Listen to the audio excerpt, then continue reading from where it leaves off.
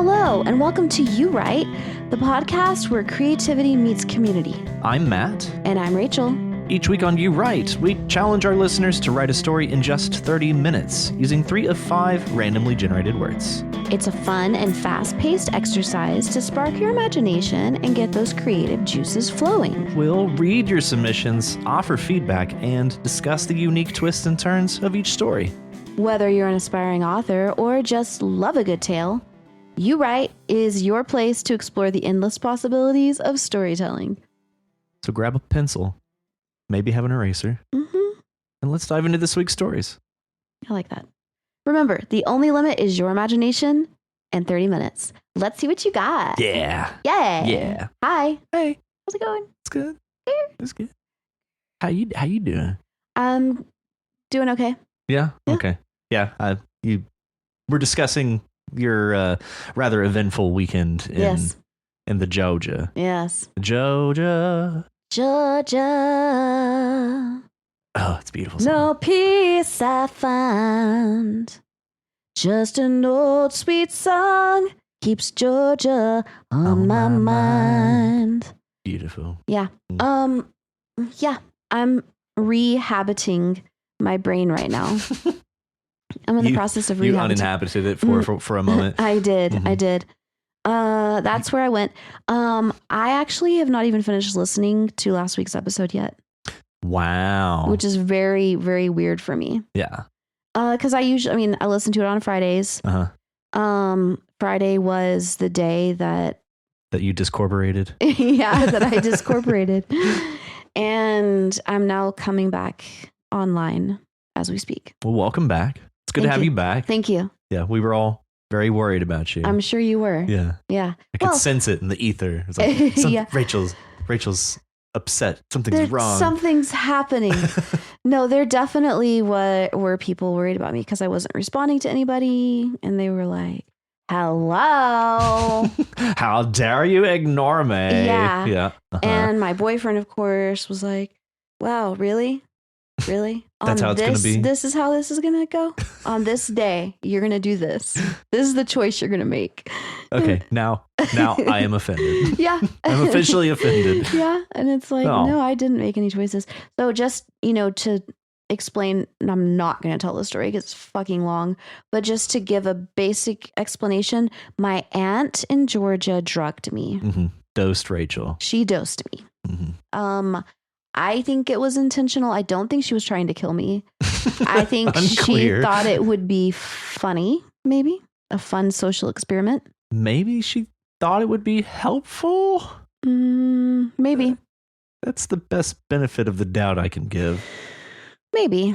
The only thing that gives me pause there is that she is a rather intelligent person. She's not so really she should a dummy. know better. She should. She's also a nurse, so. Then yes, she definitely should know better. Yeah. Okay. But anyway, so I was on a voyage against my will. I was traveling through the ether. Journeying. I was journeying through the ether and it was not fun at all. There was no euphoria happening. Very troubling. It was a troubling journey. And it's taken me this long to be almost normal again. It's Wednesday, by the way. Yeah. Recorporating. Mm-hmm. Yeah. Yep. That's how I'm doing. Awesome. Yeah. Rad. Yeah. How about you? Well, I'm good. Just back in the swing of, work. Right. Yeah. Because I'd been basically off work for 2 weeks, which had been rad. Mm-hmm. Ugh, I'd been so cool. Nice. Yeah. But now I'm back at work and I'm really productive. Okay, good. Yeah. So that's a case for vacations. Oh yeah. I'm always super productive post vacations. Nice. But pre-vacation, I am worthless. Checked out. I am somewhere else. Yeah. Than I have been for probably like 3 weeks. Mm-hmm. I think that's how it be though. Honestly. Yeah. No, it's been good. It's nice to just kind of be back in the swing of things. Okay. Very nice. Yeah. I like to be in the swing of things. And, this experience this weekend has reminded me of how great mundane life and sobriety are. Yeah. I love them. Hell yeah. Really like them. Yeah. Nothing wrong with being boring. Nope. Matter of fact, I told my dog that earlier today. Mm-hmm. Like, nothing wrong with being boring, buddy. And what did he say? He just said, I don't know if I like that answer. Oh, sad. Yeah, I like it. I like the grind. Mm-hmm, mm-hmm. Oh, I did start a dream journal. Oh, a journal? A journal. Yeah. Oh, that's such a good idea. Yeah. I'm pretty stoked on it. I found the trick is actually, well, for one, having the thing and like, right. But the real trick is forcing yourself to, it's like, okay, I'm going to open my eyes. Yeah, and write it down. I'm going to lean over. I'm going to grab this thing and I'm going to write it down. Like that takes so much willpower. I wonder if there's any dream journals that exist that are designed to like find patterns in your dreams. It would have to be like after the fact. Like, what do you mean? Like you just write down everything and then after the fact you could kind of piece together patterns. Yeah, maybe. like things that are like, okay, now look at the last however many days, like what words are appearing a lot or what themes are appearing a lot and like some ideas about what some different symbols could mean or something. Yeah, that'd be cool. I'll have to go check it. I can't remember the name that it was, but I had, for whatever reason, I wrote down a baseball signed by, I want to say it was Kafka or something like that. Okay. And then that's like all that was written down. I was like, what the fuck does that mean? Yeah. No, I'm actually putting that on my list of things to get right now as a dream journal, a journal. Yeah, I think it's a just good idea. like one of these like little moleskins. Yeah, so. I love that. I love that. Yeah. Well, did you see all our stories for this week? Yes. Excellent turnout, guys. Really good turnout. And I really quite enjoyed. Yeah. I was like, that was a really good prompt because I really enjoyed all of the entries. Yeah. I was actually kind of, as I was submitting it, I was like, maybe something will come out of it. And damn, guys, you delivered. This is rad. Y'all totally did. Look at this. The Wander Dream Journal is a guided tool for recording, exploring, and reflecting on your dreams, a space to observe the unconscious and awaken insight from within. Is it an app? No, it's an actual physical book. Nice. Yeah. Nice. There are apps. Right on. Mm-hmm. Each entry is divided into 3 parts: recall, visualize, and interpret. I'm adding that to the cart. The recall, like there's a fine window, like a finite window that you have to recall what it is you were dreaming about. And then after a minute, it's just poof. Exactly. Gone. It's so weird how it disappears like that. And I feel like it's because the memories that we make, they involve several senses. They're multisensory. But dreams are not, because you're not actually touching, like seeing with your eyeballs, Yeah, I actually, it was either a podcast or a book or something I was listening to that was explaining why we don't remember dreams. And it's for our benefit. Yeah. It's so that we can sleep, essentially. It's part of it's part of being unconscious means that memories aren't being created. It's like you're basically scrubbing through your memories, not creating memories. So it's like turning off part of your brain. Yeah, exactly. To let it like recharge. Yeah. Yeah, it's part of the reason why we sleep in the first place, is the same reason why you don't remember them very well. But at the same time, I've heard with like dream journals, the more you journal, the more you start to easily recall your dreams. Cool. And also the more likely you are to be able to lucid dream. I'm getting a dream journal. Hell yeah. ASAP. Yeah. Cool. But anyways, who did we decide to read this week? I do believe that we decided to read AllfairChatwin. Chatwin! And this is Dancing on Ice by AllfairChatwin. Maya tried not to scream at her so-called friends as they trudged across the ice. We should have gotten a guide, said Judy. Nah, too expensive. You could have afforded it. Or your daddy could, said Judy. Hey, don't diss my dad. He paid for all of us. Nate's dad did something in finance. So why won't he shell out for the trip with a guide? Isn't it kind of dangerous to hike on a glacier, especially for 3 beginners? He said he would pay for the trip, but any extra expenses would have to be something I paid for myself with what I earned. What did you ever earn, rich boy? Guys, stop. We're on a glacier for fuck's sake. Maya could hear the rattling grind come from somewhere behind them, and somewhere below them, too. I don't like that noise, said Judy. It's just the ice settling. How do you know? You haven't done this either. I have an app. One of those AI-assisted ones. How's an app going to help if we fall through the ice, or get stuck in an avalanche? Or break a leg in these cheap-ass rental crampons, said Judy, shifting uneasily as her feet crunched down on the ice. It should help. Besides, none of the guides would take us this way. Made us sign that stupid paper to protect them from litigation if something goes wrong. What? I thought it was just one of those basic safety things. Is there a serious danger out here? Said Judy, shaking snow off her sleeves. It's this special trail. Supposed to be haunted or something. The guy back at the rental place said it's one of the places where the old things of the world still hide in the corners where civilization hasn't touched them. There was stuff in the tourist pamphlets there, didn't you see? Legends of ice butterflies and owls that appear in the daytime, and moths that appear in the coldest of winter with glowing eyes on their wings. If you follow them, they'll lead you to the Queen of Winter. Queen of Winter, huh? Sounds like a fae or something, like a winter court. Judy was a fan of certain types of romantic fantasy novels, the kind where the super special heroine turned out to be beautiful without knowing it, powerful without having to work for it, and swooned while being fought over in a love triangle with two hunky immortal men or more. Nate had given her endless shit over the covers of the novels she'd brought to read on the ride here. Not like you're hoping for, Judy. Sorry, I don't think you'll end up rescuing some big muscly dude with wings and horns from the evil Fae Queen and melt his big icicle with your... Ew, stop! Don't finish that sentence, said Judy. Nate, you promised you'd be cool with the offensive humor, said Maya. Well, we have to do something to keep us amused out here, unless we really do find something interesting out here.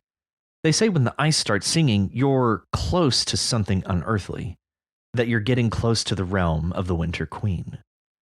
That's just stupid, said Judy. You convinced us we'd have an all-expenses-paid hiking trip to an exclusive winter resort with glaciers and stuff, thanks to your daddy's wallet, and you get us the cheapest gear and won't even shell out extra money for an actual guide to stop us from falling into a ravine or drowning or getting eaten by orcas. There's no orcas in the middle of a glacier like this, you dummy. Don't call me a dummy. You set this whole trip up without even planning it. Well, why'd you come along then? Maybe you're the dummy for not questioning me or having a better idea. Maybe you're both dummies, snapped Maya. Maybe I'm the dummy who ended up tagging along to stop you two dummies from killing each other in the middle of a winter wasteland. Jeez, Maya, calm down. That irritated her.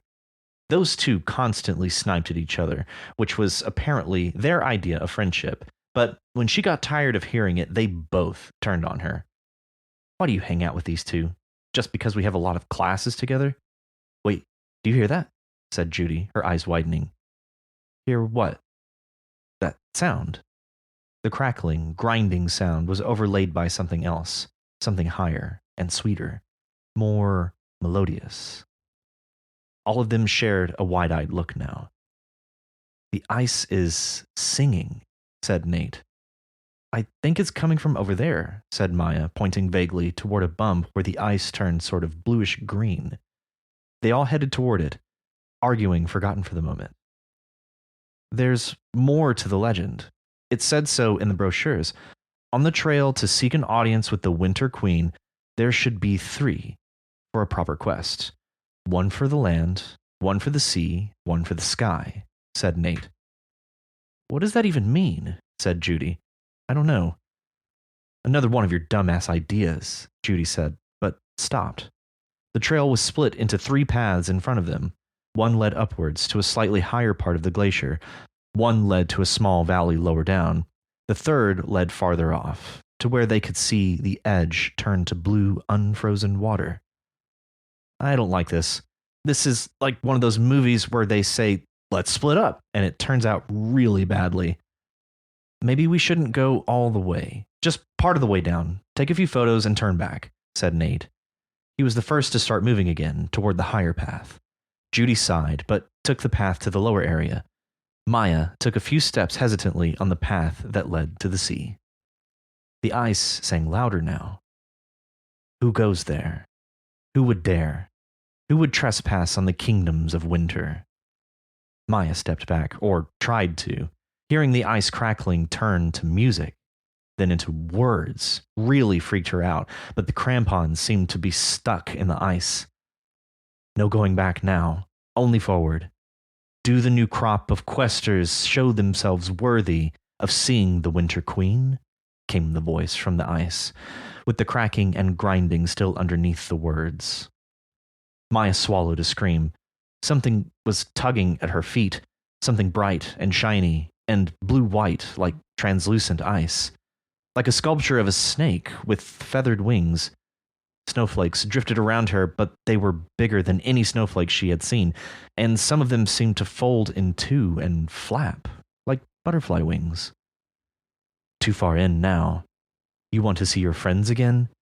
Dance the steps of the old ways, and follow the path all the way down to the court of the Winter Queen. Maya saw footprints in the ice, too big for her crampons, but she instinctively put them down on those spots anyway.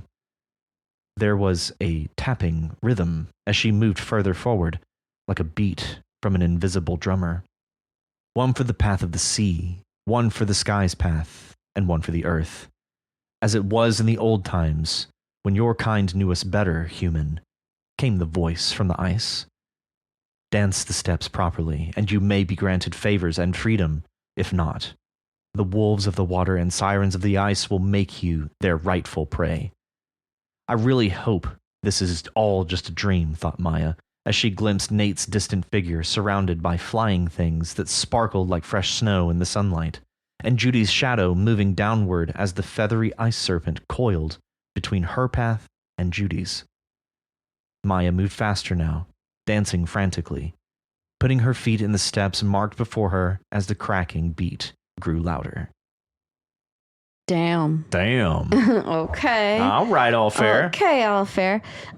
Okay, Allfair, please refresh my memory. Wasn't it Allfair that wrote the first story that they wrote? With the moth and the owl. With the moth and the owl, yeah. So I'm definitely seeing a moth-owl theme here. Yeah. And I really like the idea of, what was it, snow butterflies or ice butterflies? It's like snowflake butterflies. Snowflake butterflies. They like were big and folded in half and started flying. Yeah, that's so imaginative. I love that is so fun. Oh, yeah. Yeah. Mm-hmm. I guess just kind of moving back from the top, this dynamic between these three friends is... it reads very naturally. Yeah. They just seem like they seem like a really tight knit group of three people. But it does also sound like they're not quite in tune with one another. Like there's some friction there still. Yeah, I mean, I feel like there's like just a lot of history with them. Yeah. You know? Yeah. That a lot of familiarity that makes them very tight knit without necessarily being like kindred spirits or something. Yeah. You know? Yeah. Yeah. They almost strike me like old colleagues. Yeah. Like they've been around. They know each other so well. They know what buttons to push, and they also know what buttons are being pushed, I guess. Is the way to say it. Right. Yeah, definitely. Oh, I like the idea of let's see here, being beautiful without knowing it, powerful without having to work for it, and swooned while being fought over in a love triangle with two hunky immortal men or more. I love that. Yeah. That was my favorite part of the whole story. That's just a lovely description of those kind of those fantasy novels. Hell yeah. Yeah. I love it. Oh yeah. And absolutely nothing wrong with it too. And I love the kind of follow up to that. Not like you're hoping for, Judy. Sorry, I don't think you'll end up being rescued by some muscly dude with wings and horns from the evil Fey Queen and melt his big icicle with your... Ew. I love that. Yeah, that's hilarious. That made me crack up. I was like, yeah, good for you, Nate. Yeah. I just got a image of Zoolander with when the girl gets party boyed. You know what I'm talking about? Yeah. Yeah. Such a magical scene. Love it. Oh, yeah. Yeah, hell yeah. But, of course, that's not even the actual story. That's just about the books that she reads. But it is kind of setting a tone for this fantasy the fantasy elements. So actually, it is doing work to kind of set up more of this fantasy story. Yeah. And kind of what it isn't, I guess. Kind of prepping us for that. Well, also, I mean, I don't know. Could it have anything to do with what's actually going on as far as like maybe Judy? We've got Judy. Okay, who are the characters? We've got Judy, and Nate. Oh, dang it. I forgot. I thought it was two guys for a second. I was you like, thought Judy's going to get party boy. Yeah. I was like, okay, maybe Judy is going to get crowned the ice queen or whatever and then get party boyed by Maya and whoever. Maybe it goes the other way. Maybe Nate will get Nate's party gonna girled. get party girled. Yeah. Hell yeah. Okay. Not as fun for me to read, but hey, that's fine. Yeah, it's fine. But Nate can have that. Do you, Nate? Do you? Okay. I really do like the magical feel here. I don't want to go back to Narnia. I would love to go to Narnia. Oh my God. But going back to referencing Narnia, the Winter Queen, very much reminds me of Chronicles of Narnia. Yeah, and it and because of that, the Winter Queen, it has this ominous feel because we have so much of that is just built into us, right? Because of Narnia. Yeah, we associate it with this like evil bitch. Yeah, evil ice witch. Yeah, basically. no, yeah, Yeah, so it's there's a connotation with her being the Winter Queen, right? That I think is really off-putting. Yeah, just the cold imagery around everything is. Yeah. I kind of want to know what the bluish green signifies. I'm just gonna say like it's magic, or it's that's kind of where the fantasy begins, because that's where we kind of get this supernatural. It strikes me like the colors of an aura, like the borealis. Yeah. Amber is the color of your energy. Oh, shades of colors play naturally. Doobie doobie doobie boo. Doobie baby doobie doop. Yes. Okay. Yeah. Anyway. Yeah. And I really like, I can't get over their interactions with one another, and just how quickly this whole thing devolves and how quickly they snap back from this argument. It's like you spend so much time setting up how they play off each other. Yeah. Yeah. Like that's the whole first half is their interplay. And the whole second half is which is really, really good groundwork. Yeah. The character set up, Yeah, and it also, because of how long these arguments go on, we're implying that they're just walking this whole time while they're having this argument, this conversation. So it really does imply like they're journeying for a while. Yeah. So that's a really great way to pass those otherwise idle moments where you would just say, and then they walked for a while, or then they walked for, an hour, whatever. But so I think it's really good at passing time. Yeah, I concur. Yeah. Yeah, I agree. And then we keep moving, like I mentioned, past the first half to, did you hear that? Hear what? That sound. Yeah, and then we really start to move into the plot of the story here with Winter Queen. Yeah. What do you make of the three paths? Earth, sky, and the sea. Seems like we're missing one. Yeah, we would be missing the underworld. Or fire, yeah. Yeah. And that would make sense for the Winter Queen, that there would not be fire. So yeah, it struck me as imbalanced for some reason. But I could just be projecting as well. Maybe that's part of it. I mean, that's a good question. I don't know. I like the thought or the image of a ice siren. Yeah. The sirens of the ice. Like, I want to know, what do they look like? Like, do they look different than other sirens? Yeah, and the wolves of the sea. Yeah, wolves of the water and sirens of the ice. Yeah. Yeah. Yeah, my first reaction was like, those may have been intended to be flipped, but then I was like, well, maybe they're meant to juxtapose each other, like to be kind of opposite of what you would expect. Yeah. I don't know. Yeah, that's true. Well, yeah, that's true. There's ice wolves. Yeah, there are. Like snow and wolves. There's definitely sea sirens. Yeah. Maybe that's meant to be backwards. Maybe. Huh. In which case, cool. Yeah. An ice siren. Yeah. I just picture like an ice sculpture. Really? Yeah. I'm picturing like a frosty mermaid. Frosty attitude. And frosty like skin. Oh. Like frost on her. You know what I'm saying? Yeah. She's in the ice. She's chilled. Yeah. Yeah. And then I'm like, hey, but what is she wearing? Because she wouldn't be wearing like the bikini top that You don't most know. sirens do. You don't know. I don't know that. I just don't think. I think she would be dressed more appropriately for her habitat. She's just got a fur coat. Yeah, maybe. I'm picturing it. Uh-huh. I'm picturing the Starbucks siren. Yeah, with a a fur big coat. fluffy fur coat. Yeah. That'd be cool. Yeah, it would be cool. Okay. But no, it's a great way to move this. I guess just really move the plot forward here with the 3 paths that they have to take, and we start setting some stakes. Like they can't go back. They're committed to this whatever this plight is, and it seems like, well, at least in Judy's case, or no, in Maya's case, she's got to dance. Yeah. She's got to dance the dance. It sounds like she's got ice DDR in front of her. Yeah. Yeah. It's like the lights are flashing underfoot. Right. Yeah.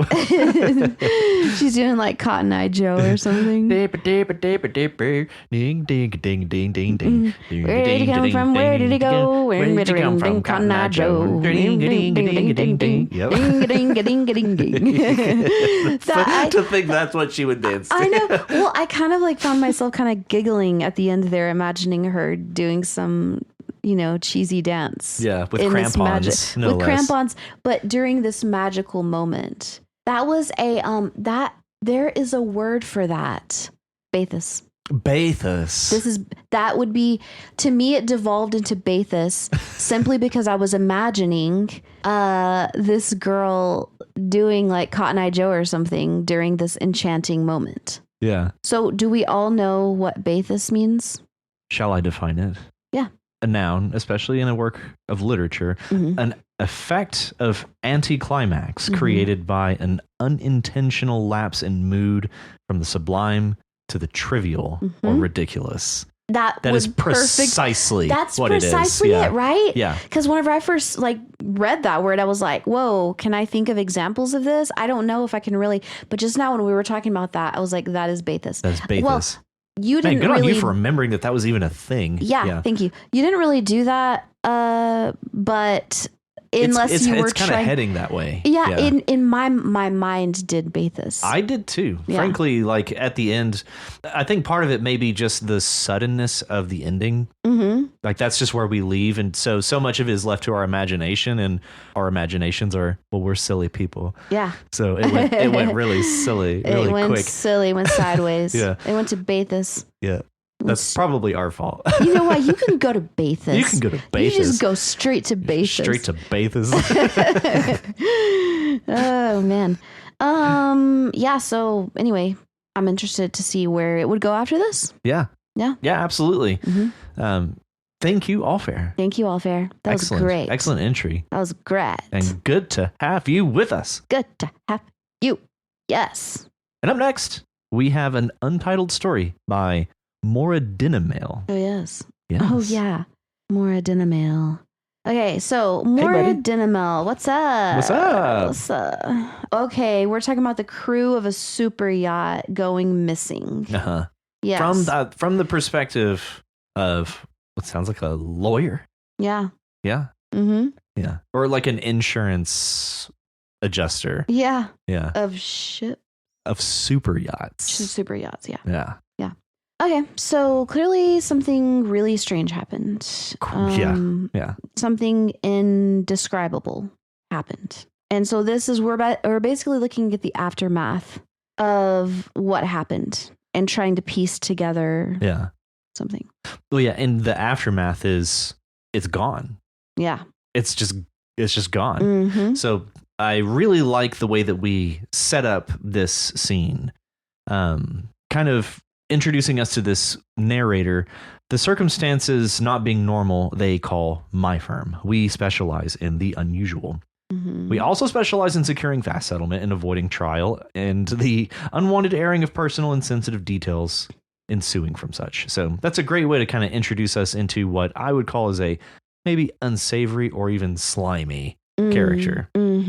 Possibly. Potentially somebody like Liggett. Yeah. Somebody akin to Liggett. Personal defense lawyer. Yeah. Yeah. Ambulance chasers. Right. Yeah. Yeah. Okay. This paragraph, we start with what is known and in evidence. The painter starts with blocks of color, with an impression of the thing held at arm's length through squinted eyes. That is, to my firm, evidence. Evidence is merely the background upon which we work. Our job is the form and detail of the figure that we choose to paint upon it. It's a really excellent way to frame, to basically frame the way the law works and to the way lawyers operate. That's a very similar theme to the Stories in Chicago, the musical with Billy Flynn. That's basically like the same themes that he's putting down. Oh, okay. Give 'em the old razzle dazzle. Beautiful. Yeah. So I really liked that for its descriptive quality. And it's just really evocative with the painter and the like held at arm's length through squinted eyes. I don't know. That's very effective. I really liked that. Yeah, that's a really cool description. Really cool analogy, metaphor, imagery. Picture in my head. In my head movies. In my head movie. Yeah. Here's a picture. Metaphor with imagery. Lots of imagery. Yeah. So back to what you were saying. Yeah, we're basically trying to figure out what happened to this super yacht. And we're just kind of laying out the circumstances of we have very scarce information. Right. And all we have is the records of a fishing trawler citing them and then who was aboard. And we go to such lengths as to say that there would normally be 3 engineering crew, but 1 called in sick just before the launch. Immediately, that is not important. The man was stricken with food poisoning, and there are ample records of an unpleasant time he spent in Bangkok hospital. I mention it because if I wanted to muddy the waters, the engineer's absence is the sort of thing that I would bring up repeatedly. So that struck me 2 ways. One, it's framing the narrator as honest. It's like, if I wanted to do something with this, this is where I would do it. It also strikes me as him saying that is like, maybe in this, he's actually misleading us. So he strikes me as somewhat unreliable as our narrator here. Which as we move towards the end, just kind of further explains like there's a black box. We couldn't recover it, but by the end we get, look, between you and me, we have no idea what happened to that ship, and we never will. And so it essentially kind of sums up the way I felt going through all the evidence and the way that he described the way they use evidence. The whole time it felt really unreliable. Like you couldn't exactly trust what he was saying, but he gives you so many opportunities to allow us to trust him, I guess. I think it's a very clever way of framing what I'm going to say is an unreliable narrator. Yeah. I think it's interesting that he just comes up with this whole scenario to explain where the ship or where the yacht went, Yeah. It's just, I think it's interesting because I'm like, how do you know? Like, how did you arrive at that? Yeah. And it's a bit suspicious. Right. Well, the whole circumstance is suspicious. Yeah. And so even in him explaining it, we're like, it's a bit incriminating. A bit sus, yeah. Yeah. It's a bit sus.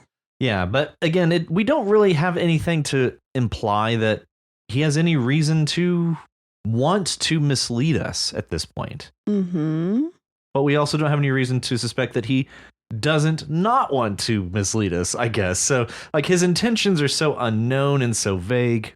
Yeah. We're dealing with something that's clearly very expensive, a super yacht, not just a yacht.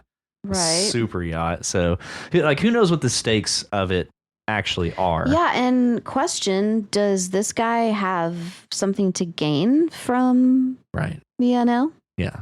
A missing super yacht? The real tragedy here is the 5 bridge crew, 9 interior crew, and 5 cooking staff, 4 hospitality and domestic, plus 2 engineering crew are all missing. Yeah. Presumed dead. Right. Yeah. Wait, did he say that was the real tragedy, or did you just add that? No, but that's essentially the stakes for us as a reader. It's like there are lives here. Right. Like that's part of the stakes of this story is lives were lost. Mm-hmm. They either died or they're missing somewhere and nobody knows why or where. And so that's part of, I imagine, in addition to the value of the super yacht itself, the lives lost. Like there's real value there, and there's real reason for people to want to uncover why this super yacht suddenly went missing. So yeah. Because if I wanted to muddy the waters, the engineer's absence is the sort of thing that I would bring up repeatedly. You know, that inclusion, right? Yeah. Yeah, the inclusion of if I wanted to muddy the waters, that's what I would bring up repeatedly. Yeah. Basically makes you wonder if like that's where the water should be muddy. Right. Like that's what we should be asking questions about. But because this is our narrator, we're not going to do that. Yeah. We're going to look over here. Give them the old razzle dazzle. Yeah. Yeah. Interesting. Yeah. And we're just kind of left with this.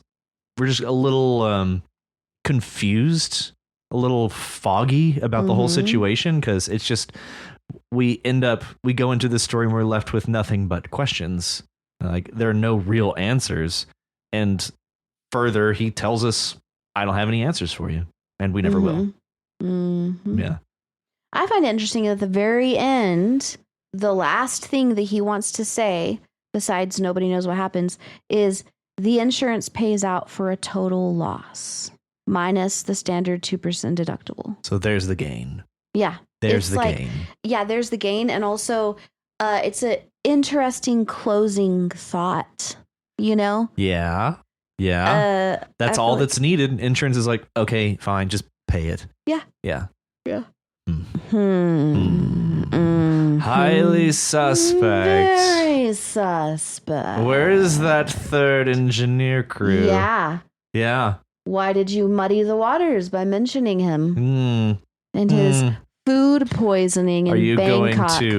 Are you going to run off to Bangkok and meet up with your henchman? Yeah. your man on the inside? Yeah. Highly suspect. I got food poisoning in Bangkok. Did you? Yeah. Oh. I just remembered that. Oh, shit. And I was violently ill. Oh, yeah. no. But the reason it happened is because obviously I was avoiding the water, but I started really liking these iced drinks that they have in Thailand and Vietnam and I'm sure other places. But it's with sweetened condensed milk and like espresso. Ooh. So yummy. But the problem is that there's ice and the ice was melting and I was drinking it. I think that's what happened. Well, yeah, not that I've been to Bangkok or any countries that I was supposed to avoid the water directly. Yeah, they're always mentioned like, also don't forget ice. Yeah. Ice is the same water. Yeah, I forgot that. Oops. Lesson learned. Or maybe you're just inoculated now, so. Maybe. Yeah, you're good now. Yeah. I'm immune now. Yeah, that's how that works, right? Yeah. I don't know. I'm not going to test it out on purpose. Yeah. I might test it out accidentally. Oh. Thank you, Maura Dinamail. Thank you, Maura Dinamail. And welcome back. It's been a minute. Yeah, welcome back.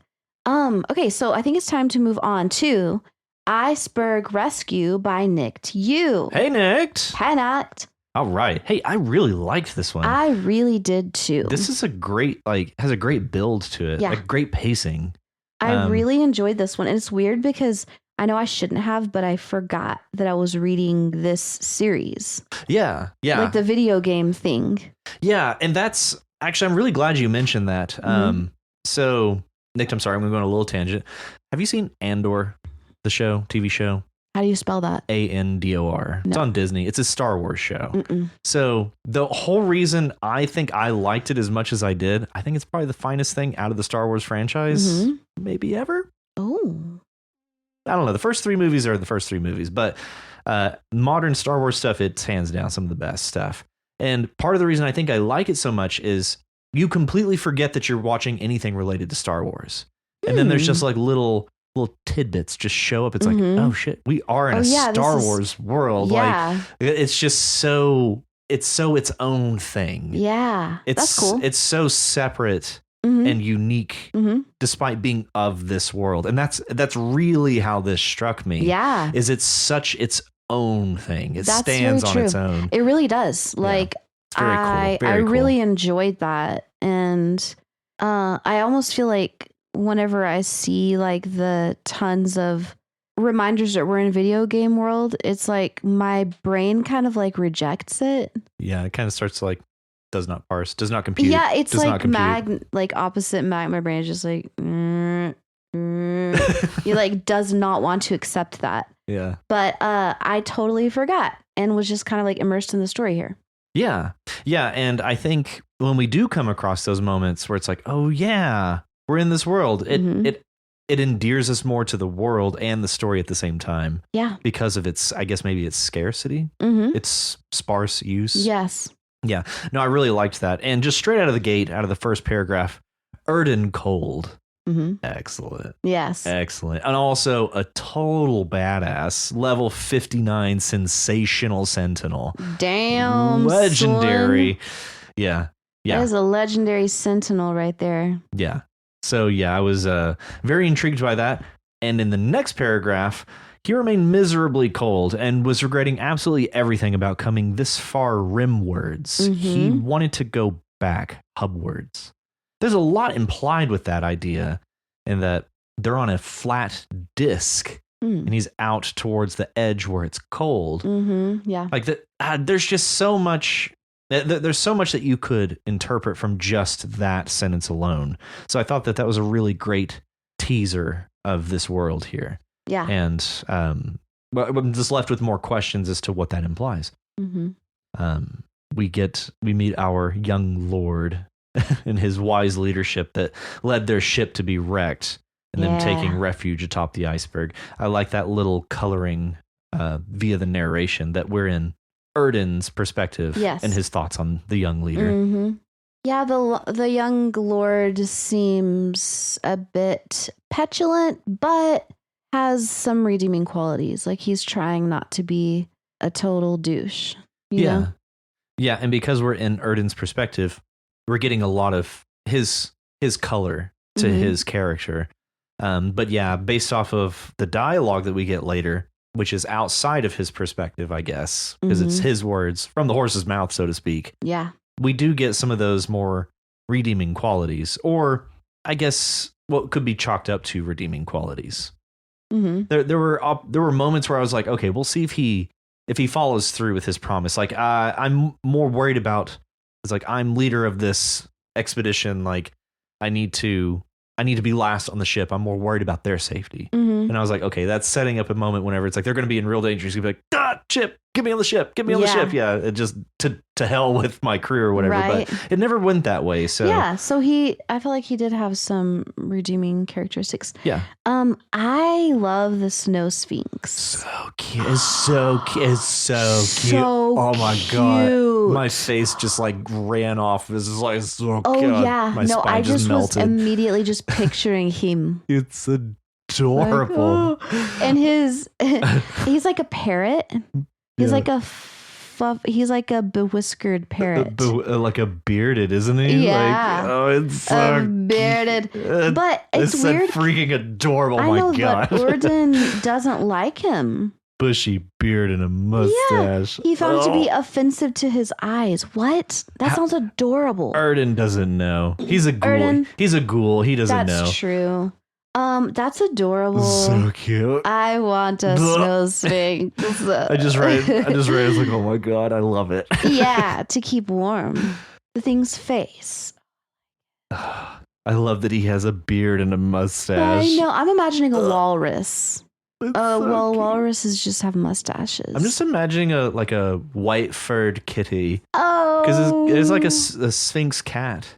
Yeah, like that's a cat, isn't it? Yeah, yeah, and with a big bushy beard. Yeah, that sounds adorable, and it makes me want actually to dress one of my cats, as Abraham Lincoln for Halloween, with like a top hat and like a beard. Oh yeah, Chewy for sure. Yeah, Chewy would be Abe. Of course. Yeah.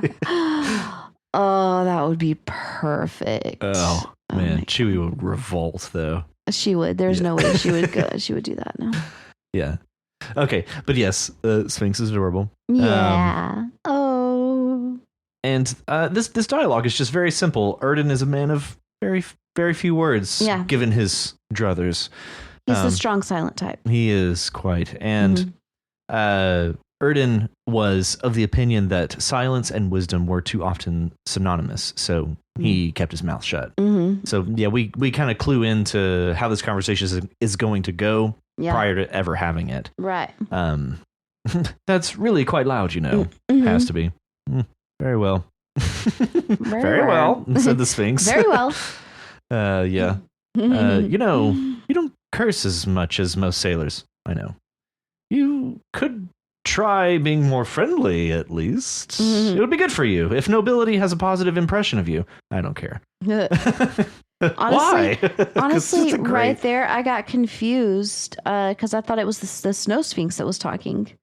Yeah, I basically just put the Sphinx away, like after he parroted. Yeah. Well, on a second read through, I kind of decided that it was probably the Lord talking, but it was unclear for sure. Yeah, this especially because the Sphinx let out a creative string of curses it must have picked up, immediately followed by dialogue. Yeah, kind of implies that it is the Sphinx. Yeah.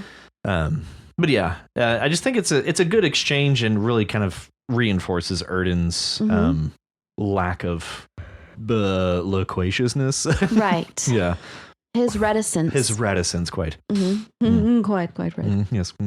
But yeah, so we move further into the story, and that's where we get more of these qualities of the young lord saying like he's concerned about the safety of his crew and everything, and also just kind of ratcheting up the tension of these tug squids, which I thought were also super cute. Yeah, I was thinking like squids that acted like tugboats at first, but it's like, oh, actually they're trying to like pull the ship down. They're more like krakens. No, that's true. At first I was like, wait, are these good guys or bad guys? But then I was like, oh, they're definitely trying to like destroy some shit. Yeah, that paragraph, I'm struggling to find it, but wherever the tug squids come in was a little confusing because I was also thinking like, oh, they're more good guys. Yeah. Like I thought they were trying to like free the ship from the ice. Yeah. But no, they were actually trying to sink it. So, But either way, we kind of arrive at the same point regardless, which is Erden trying to keep the tug squids from getting through by managing this iceberg, it sounds like keeping it solid. Yeah. And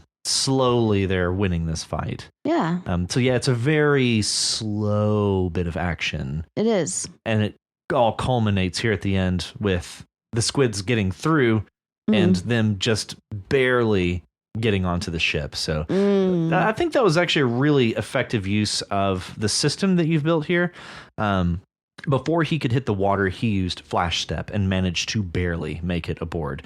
Just that's one of the few uses of a skill or a spell or anything like that that's being used here. And as we mentioned before, like it coming up not so frequently for it to just pop up, it's like, okay, he was desperate. Like his skills, like he had to pull out the big guns to get out of this one. Yeah. So I really liked that. I thought that was great. I like the dignified scream. Let's workshop that. What does that sound like? And that's what I was about to ask you. Okay, a dignified scream. Oh. Okay, a scream. Well, that wasn't really a scream. Yeah. I was like, oh. Yeah. Something like that. Her. Rawr. Rawr. Yeah, I was honestly, it's funny because those last few sentences you were saying, I was actually just zoned out thinking about what a dignified scream what does that sound like? Well, it wouldn't sound like some screams I've heard before. Sorry, that was vague and lame. Yeah, like I just imagine, was it like Jonah Hill? Like hands waving by his side. Yeah, that's definitely not a dignified scream. Not dignified at all. I think it has to be a little bit lower. And I think that it has to not indicate panic, but just startlement. Yeah. Like it's just a natural. Yeah. But it can't sound weak or like you're scared. Yeah. Yeah. It morphs into a growl. Into a 300 yell. Yeah.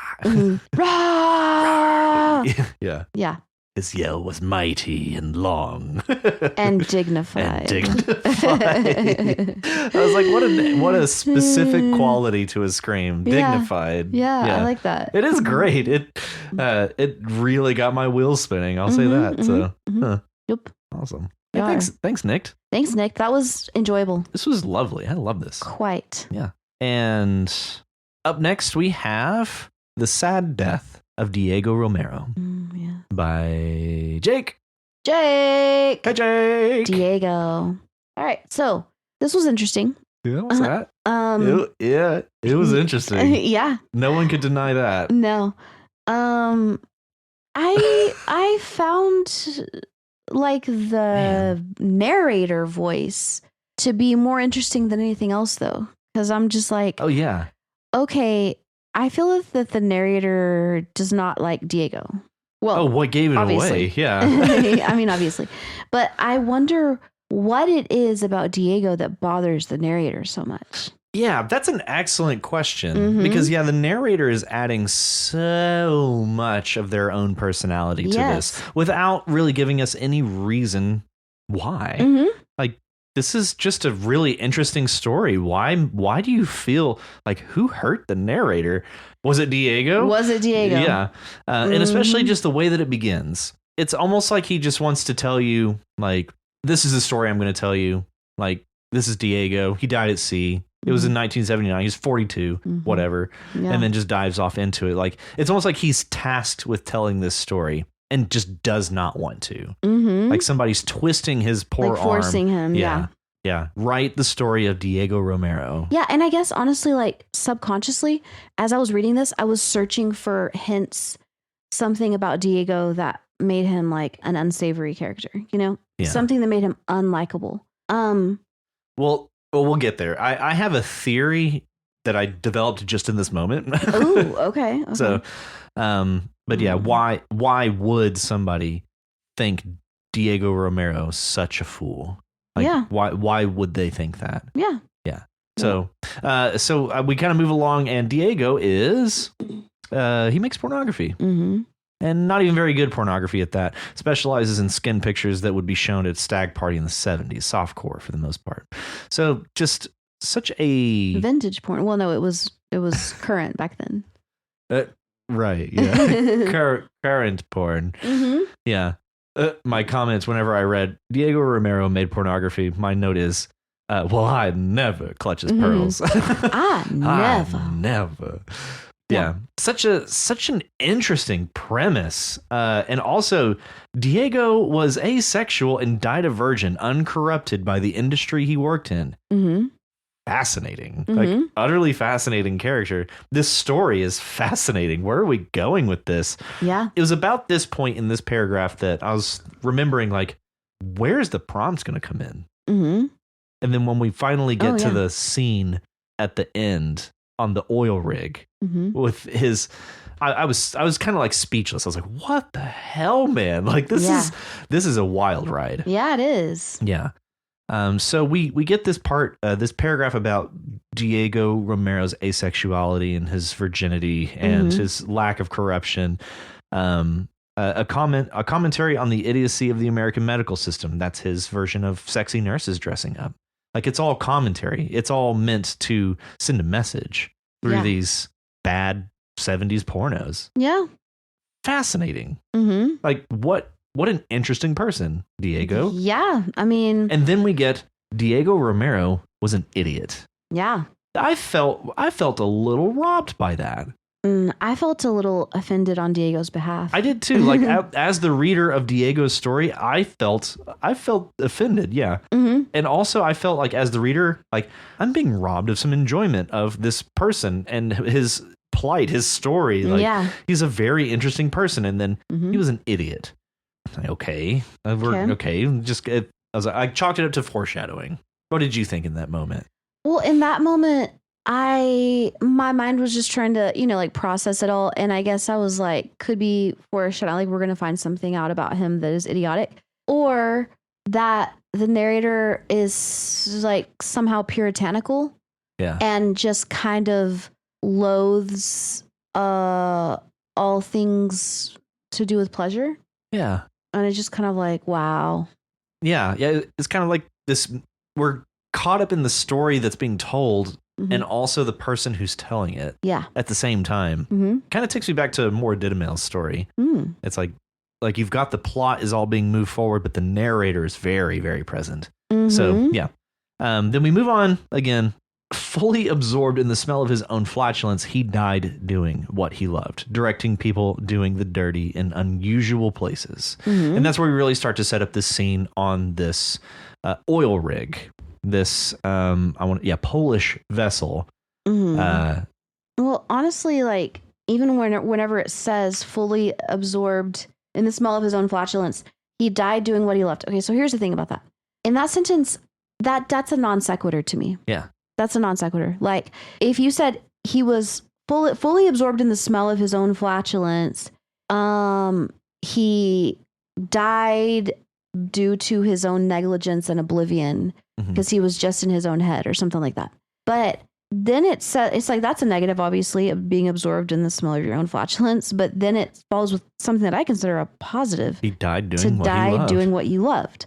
Yeah. So, and if what you love is directing people doing the dirty and unusual places, cool. And it sounds like he was really good at it.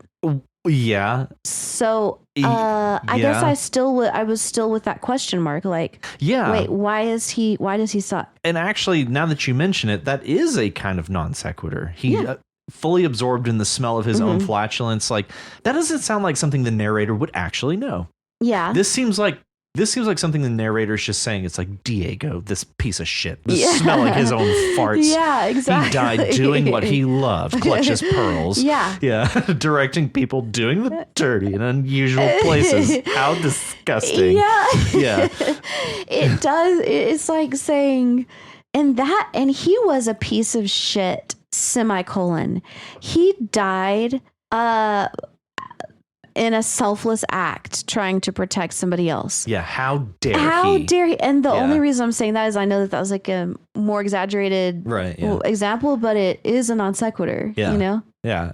Yeah, so now that as you were reading that, it really does strike me as just more narrative color. Yeah. Yeah. Yeah, so we move into this oil rig that Diego had been allowed on board of, and we figure out that he has the top deck to himself or to themselves to shoot the climax of this scene. All puns intended. The setup for the climactic scene was shot earlier indoors to make sure they had decent sound for the dialogue. Shirley Brinks played Alice, the sexy attorney from New York. Come to the rig to seal a deal for the big contract. Quotes. Yeah. Right. I love this. Sexy lawyer from she New meets the York. boss of the rig, a studly, pretty boy who looks like he never actually worked a day in his life. The role was played by a hunk of meat named Tim Stone. Tim Stone. That's a great porno name. Hell yeah, it is. Also, I love that he described it as a hunk of meat. Yeah.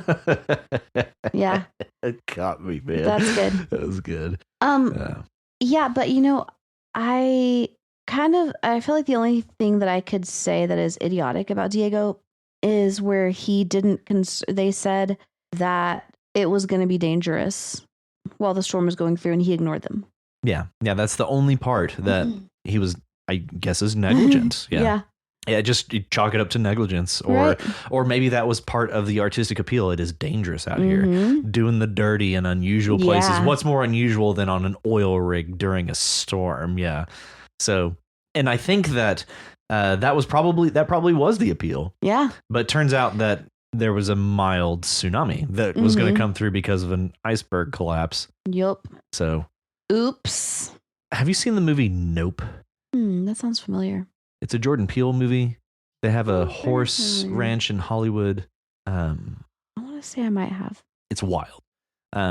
There's a part where they hire a cinematographer, like a cameraman, really, really famous and eccentric cameraman. He like goes out and he films in the wild and stuff like that to get that perfect shot of this thing. I don't want to spoil the movie. I love it. But anyways, that's kind of what this final shot felt like from Diego. It's like, this is the best thing I've ever filmed. Yeah. And he's falling to his death thinking that this is my finest work. Yeah. Like, what? Like, damn, Diego's a baller. No, seriously. Like that. Good for you, Diego. That struck me like profound. And then again, fucking Diego Romero was an idiot. Like, yeah. Like, okay, narrator. Yeah. Okay, we get it. You don't like him. So I think this story is really effective. Yeah. At doing two things at once via the story of Diego and the person telling it. Yeah. Yeah. I enjoyed it a lot. I did too. Yeah, I think this is a great story.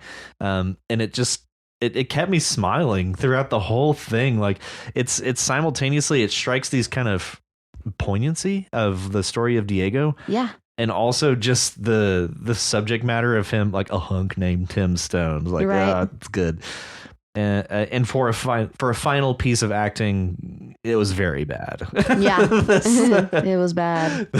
Like, it was not good. That cracked me up. That's excellent. So, very well done, Jake. Yeah, I enjoyed it. I enjoyed it a lot. Yeah, yeah. And next up, we have this week's Sick Author Burn. What'd you bring to us? Okay, I think y'all are gonna like this. So. This Sick Author Burn was written in, dang it, wait. Was written in February 24th, 2018. I don't think so. I somehow don't think so. When was it written? I don't know. It was like 100 years ago or more. But yeah, it's old. Yeah. It's an old one. It's an old one. Okay, so... My God, look at that typeset. My God. I know. Dear Lord. This is titled Fenimore Cooper's Literary Offenses by Mark Twain. Mark Twain. Mark Twain in the house. Welcome in, Mark. Hey, Mark. Come on in. Get cozy. Yeah. Have a seat. Good Okay, to have you. so good to have you. Okay, so Fenimore Cooper, for those of you who do not know, was the writer. Oh, did you want to? Oh, no, you don't know. Oh, was the writer of The Last of the Mohicans. Oh, okay, right on. And Deerslayer is the prequel to Last of the Mohicans. Okay. Yeah. Also by Cooper. Right. Fenimore. Yeah, right. Fenimore Cooper. Fenimore. Okay, so well, Mark Twain was not a fan of the Deerslayer, and Mark Twain being Offended hilarious. Even. I am going to read a portion of this. It is a very lengthy thing, which I'm going to post on the postmortem. It is quite dense. Yeah, it's quite dense, but it is so good and it is so entertaining.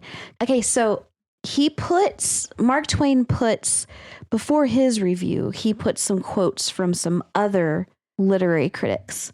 And one of them says, the defects in both of these tales are comparatively slight. They were pure works of art. And then fullness of invention, the craft of the woodsman, the tricks of the trapper, all the delicate art of the forest were familiar to Cooper from his youth up.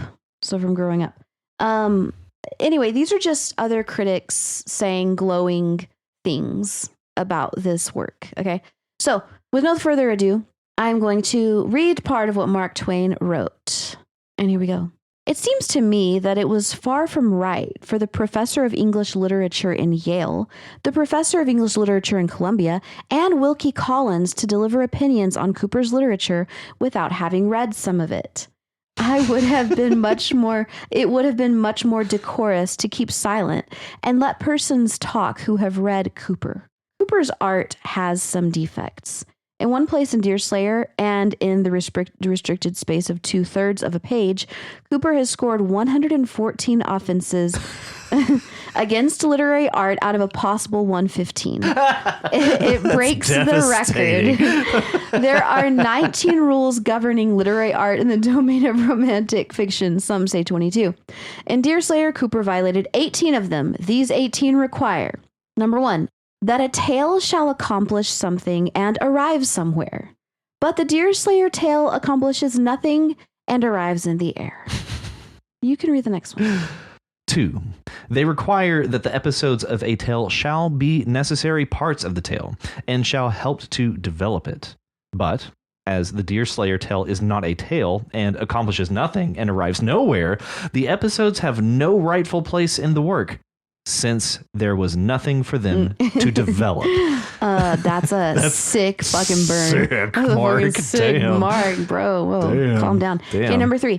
They require that the personages in a tale shall be alive, except in the case of corpses, and that always the reader shall be able to tell the corpses from the others.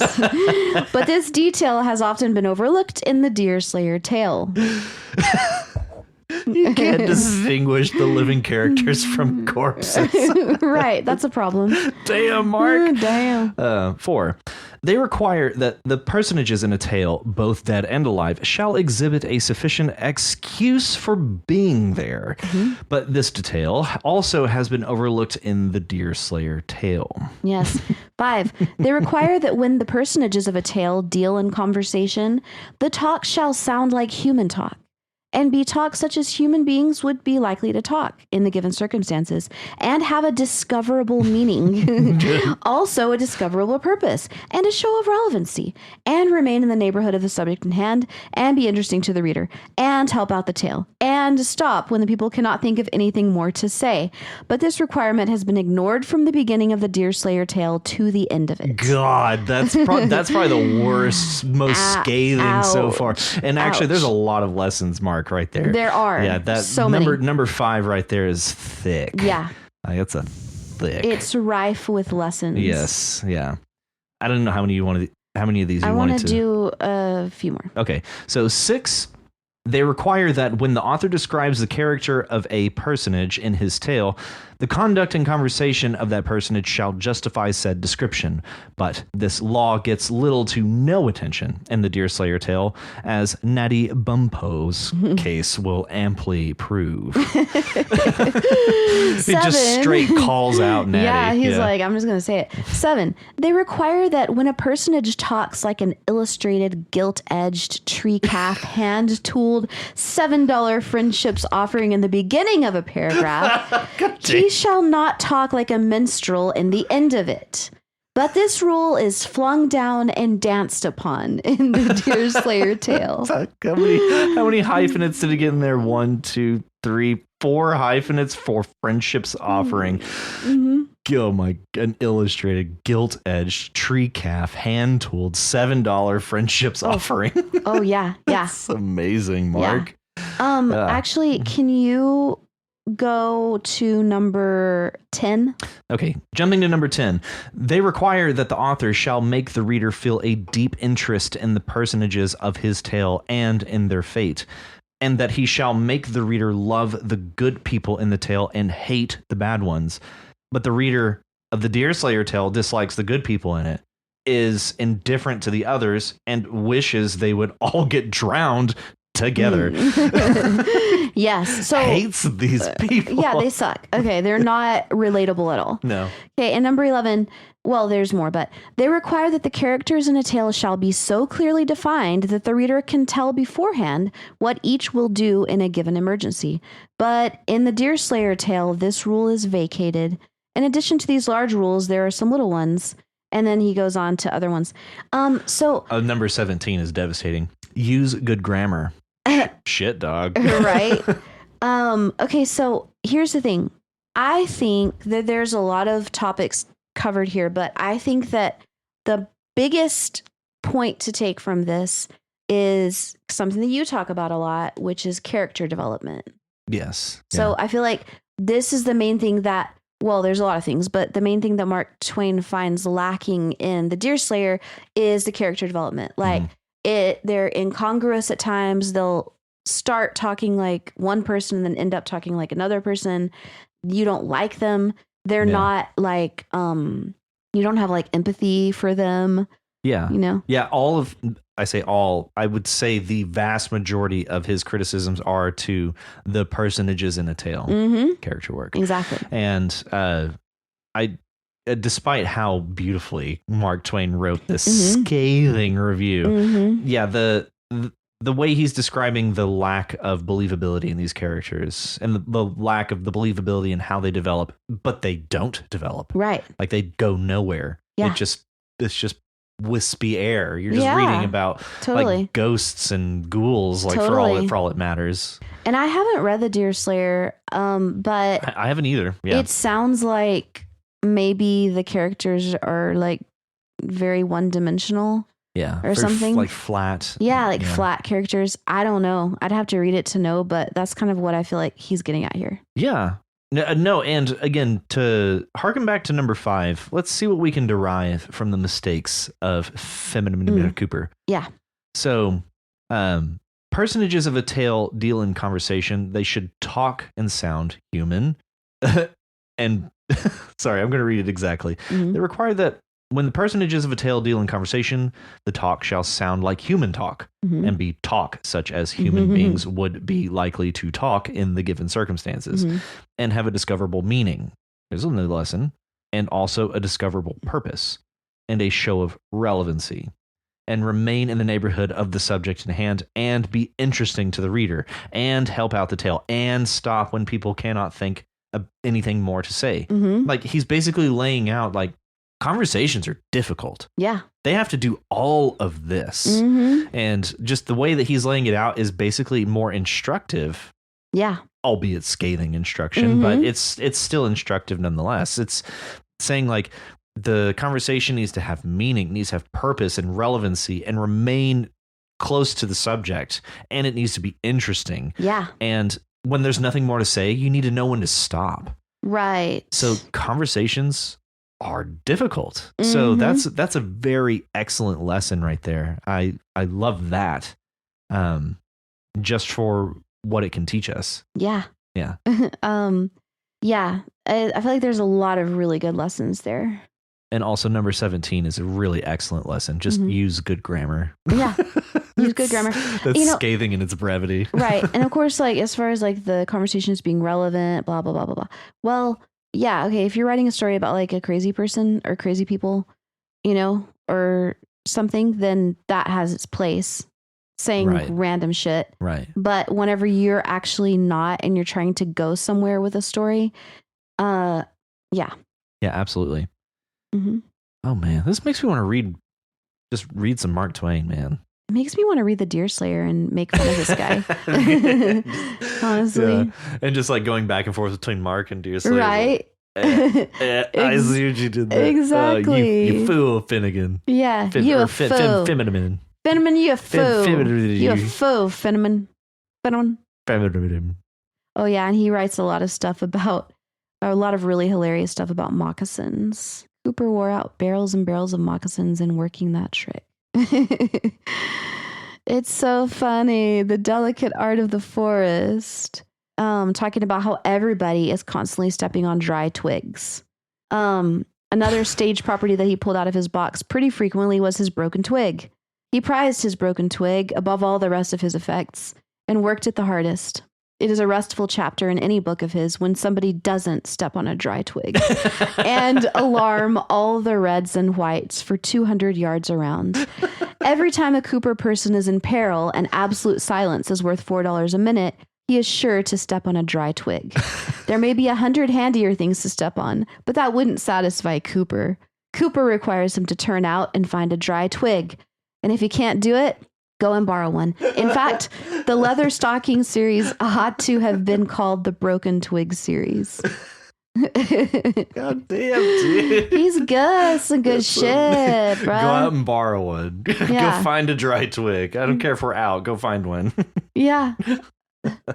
The Broken Twig series. Excellent. Right. Excellent. Oh, good stuff. Thanks, Mark. Missed you, buddy. We did. Welcome back. Welcome back, Mr. Twain. Yeah, come back in anytime. We'll always have a seat for you. Yep. This concludes our sick author burn. Yes. Courtesy Mark Twain. Yes. I like how diverse our sick author burns have been. Yeah, so far it's been the one out of the back of Brave New World that was criticizing Brave New World. Right. Yeah. Such a flex on the publisher. Yeah, exactly. Yeah. And then we had a million pieces of shit. And then we had the Goodreads review. Yes. that was the last one. Dune. Which was fraught, I will say. Yes.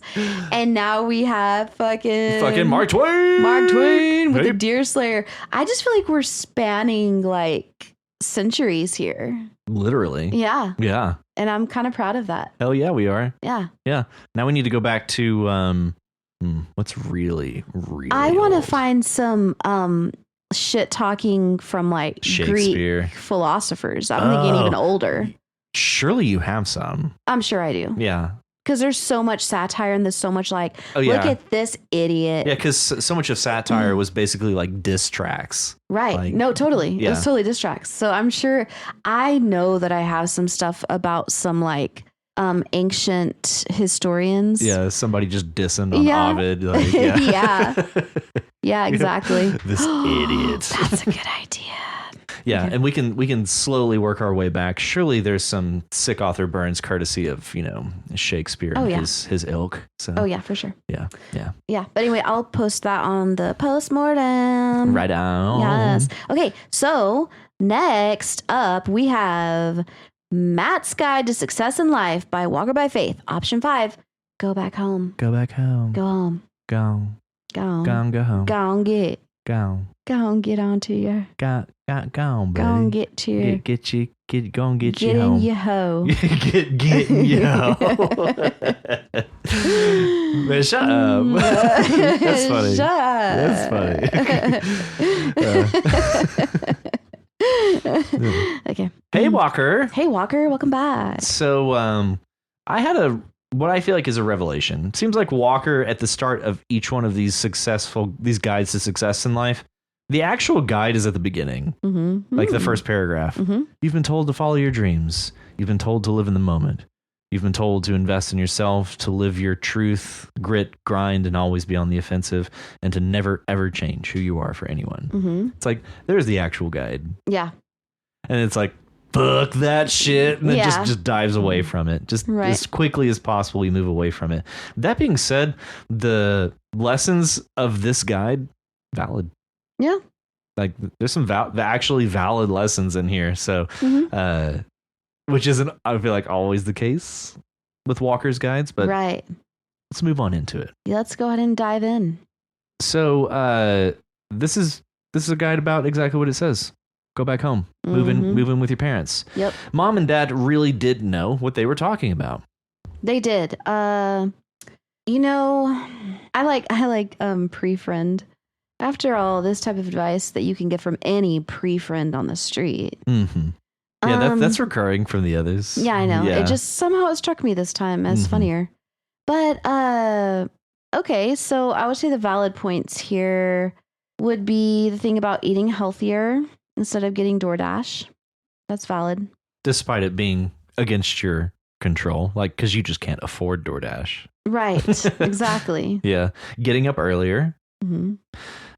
This part, you're not broke. You're simply engaged in intergenerational community-based living. Yeah. You did not run out of options. You chose to humble yourself for spiritual and emotional growth. Right.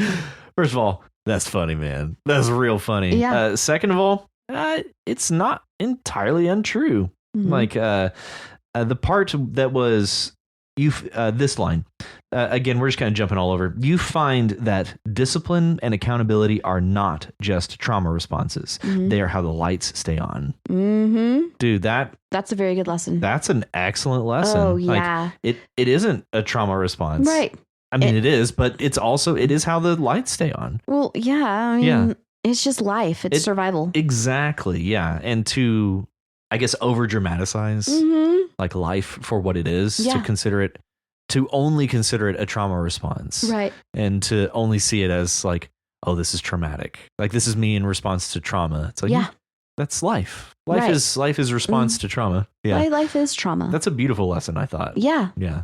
All just wound up in some pretty ludicrous things, but I feel like this is one of your more grounded lessons. I agree. Yeah. This one was definitely easier to follow, and I do like that it is a satirical commentary on society, and I totally agree with you. Yeah. Because everyone was like, It's a trauma response. Oh, like victim, blah, blah, blah. And this is kind of like making fun of that. And I like that. Yeah. Yeah. And also basically pointing to everything that moms and dads tell their kids, like the lessons that they learned that they fought and failed to learn from their parents. Right. Spend less than you earn. Mm-hmm. What a fucking concept. Yeah, seriously. Yeah. The verbatim, that's the line that we get before the in-text guide. Swallow your pride, move in with mommy and daddy for a while, save up your money. Why the fuck did it take him thousands of words to say that? Whatever. I guess it filled up the time. So it really is leaning into the responsibility of adulthood, of being a person of society, right? Of being carrying yourself through. Not a useless burden. Yeah, burden, exactly. Yeah, to sustain yourself. Right. Yeah, even if it means burdening your parents for a little while longer, so that you can maybe one day sustain yourself. Yeah. Yeah. So there are some excellent lessons there. This part. This is the paragraph, and now you're back to your roots. Good job. So woke. Yeah. You're so woke. Surrounded by glow-in-the-dark stars, a Bitcoin account more indecipherable than the Rosetta Stone, and that quiet and soul-shattering realization they knew. That's right. Those motherfuckers knew all along that this world would chew you up and spit you out. And they just looked at you with a slight upturn of the lip and said, well, if that's what you think is best, sweetheart, wrong. It wasn't best. It wasn't even wise. Yeah. Oh, man. Scathing. Yeah. That feels very good, though. That feels like sick author burn on life. Like, no, totally. Yeah. Because that really is, that's how we all, it's kind of how we grow. Yeah. Is to just learn these lessons for ourselves. And it's inevitable. Yeah. Because you can't come out of the womb having this wisdom and maturity unless you are that little girl in Dune. Yes. Aliyah or whatever her name is. What's her name? I have no idea. Aliyah. Oh, sure. You haven't read it? No. Oh, yeah. No. IYK? I think now you know. Okay. If you know. Yeah. Anyway, but yeah. And I can't tell you how many times, like, through probably like end of high school, moving out, going to college, how many times I heard either like professors or my parents say like, man, if I knew at your age what I know now, if I knew at your age what I know now, how many times I heard that, just that phrase. Yeah. It was infuriating back then. But looking back on it, I'm infuriated with myself for having been infuriated for not paying attention.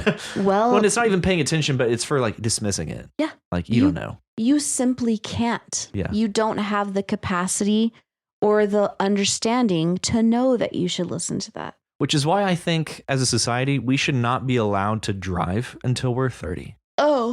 I think we're all horribly dangerous people. Oh, I cannot believe that I'm still alive. The shit that I did. Yeah. I cannot believe that I am alive. Yeah. It's a miracle. Yeah. Yeah. I think that we are far too forgiving of what it means to be 18. Yeah. To think that, just today, it wasn't today, it was like last week, I got an email about how the Texas Department of Insurance is lobbying to raise the age for people to get a pyrotechnics license from 18 to 21 to be a professional pyrotechnic. Yeah.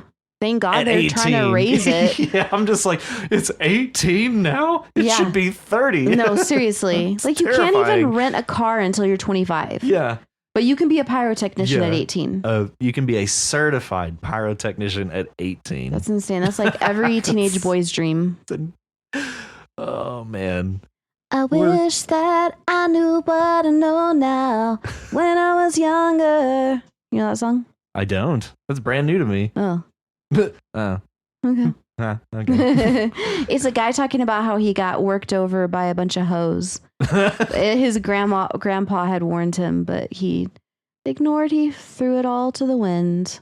What a dummy. Mm-hmm. What a dummy. I know, right? Sounds like the only loser in this story is Pops. Because now you wake up early on purpose Sure, maybe more to use the hot water before it runs out. Pops didn't plan for that in the 401k, but the result is the same, winning. Sounds like, so Pops is losing. He has to take cold showers now because you're dumbass. Yeah, unless he waits till later in the day. If he has that choice. Yeah. Maybe he doesn't have that choice. Maybe not. Maybe he's just gotta just tough it out in there. No hot water. Damn. Poor guy. Poor Pops. Poor Pops. So next up we have Dine and Dash. Yeah. But I really appreciated the part where it was like, let's see here. Or the paper cover of the Playboy, parentheses, Dad likes the articles. Yeah. I really like that. It's like, I don't know. I really like the wings at Hooters. Oh, yeah. Sure you do. Right. Yeah. And the burgers at Twin Peaks. Yeah. Right. Right. Right. Do you know there's a new place here called Bombshells, I think? That sounds slightly familiar. I might have seen it. Yeah. I drive by it like sometimes when I go to lunch from work. Yeah. The only reason I know about it. Oh, okay. Sure. Yeah. It's on your way to work. Yeah. Got it. Yeah. Wow. Turns out it's 4 miles from the office. You just make this big scenic loop. Oh no, I gotta go to work. It's like, why are we spending so much on gas? No reason. Just so that I can drive by bombshells. And peer in the windows as I don't even think it's open by. yet. I think they're about to open it. Okay. Cool. Thanks, Walker. Thanks, Walker. That was great. That was great. Yeah. Okay, next up, we have The Ice Knows No Master by Matt Said Words. Hey, guys.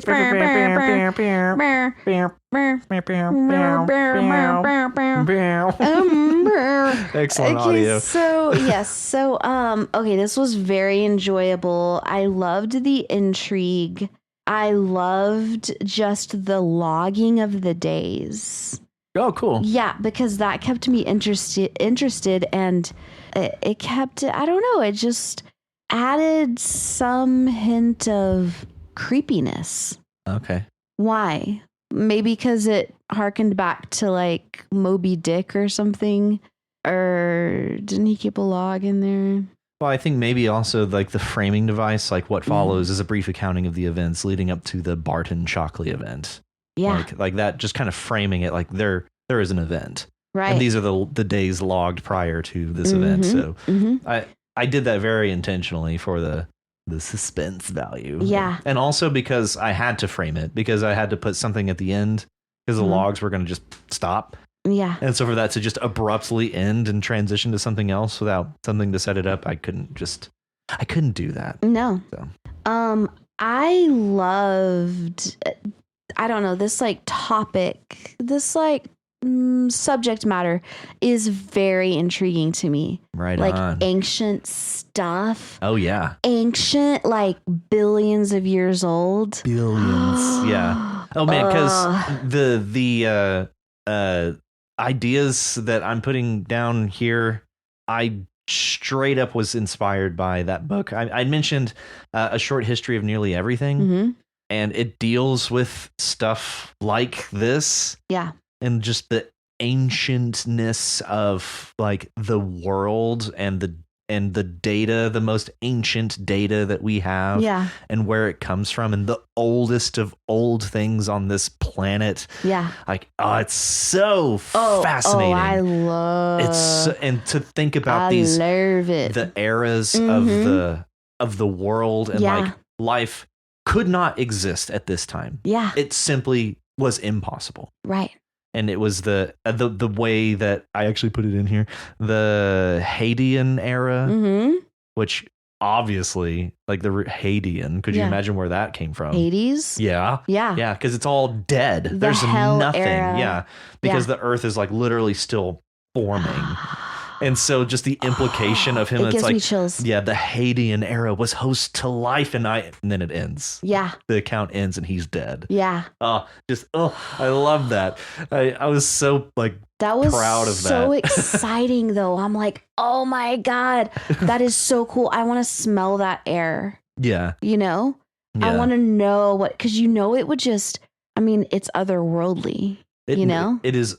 Yeah. Yeah.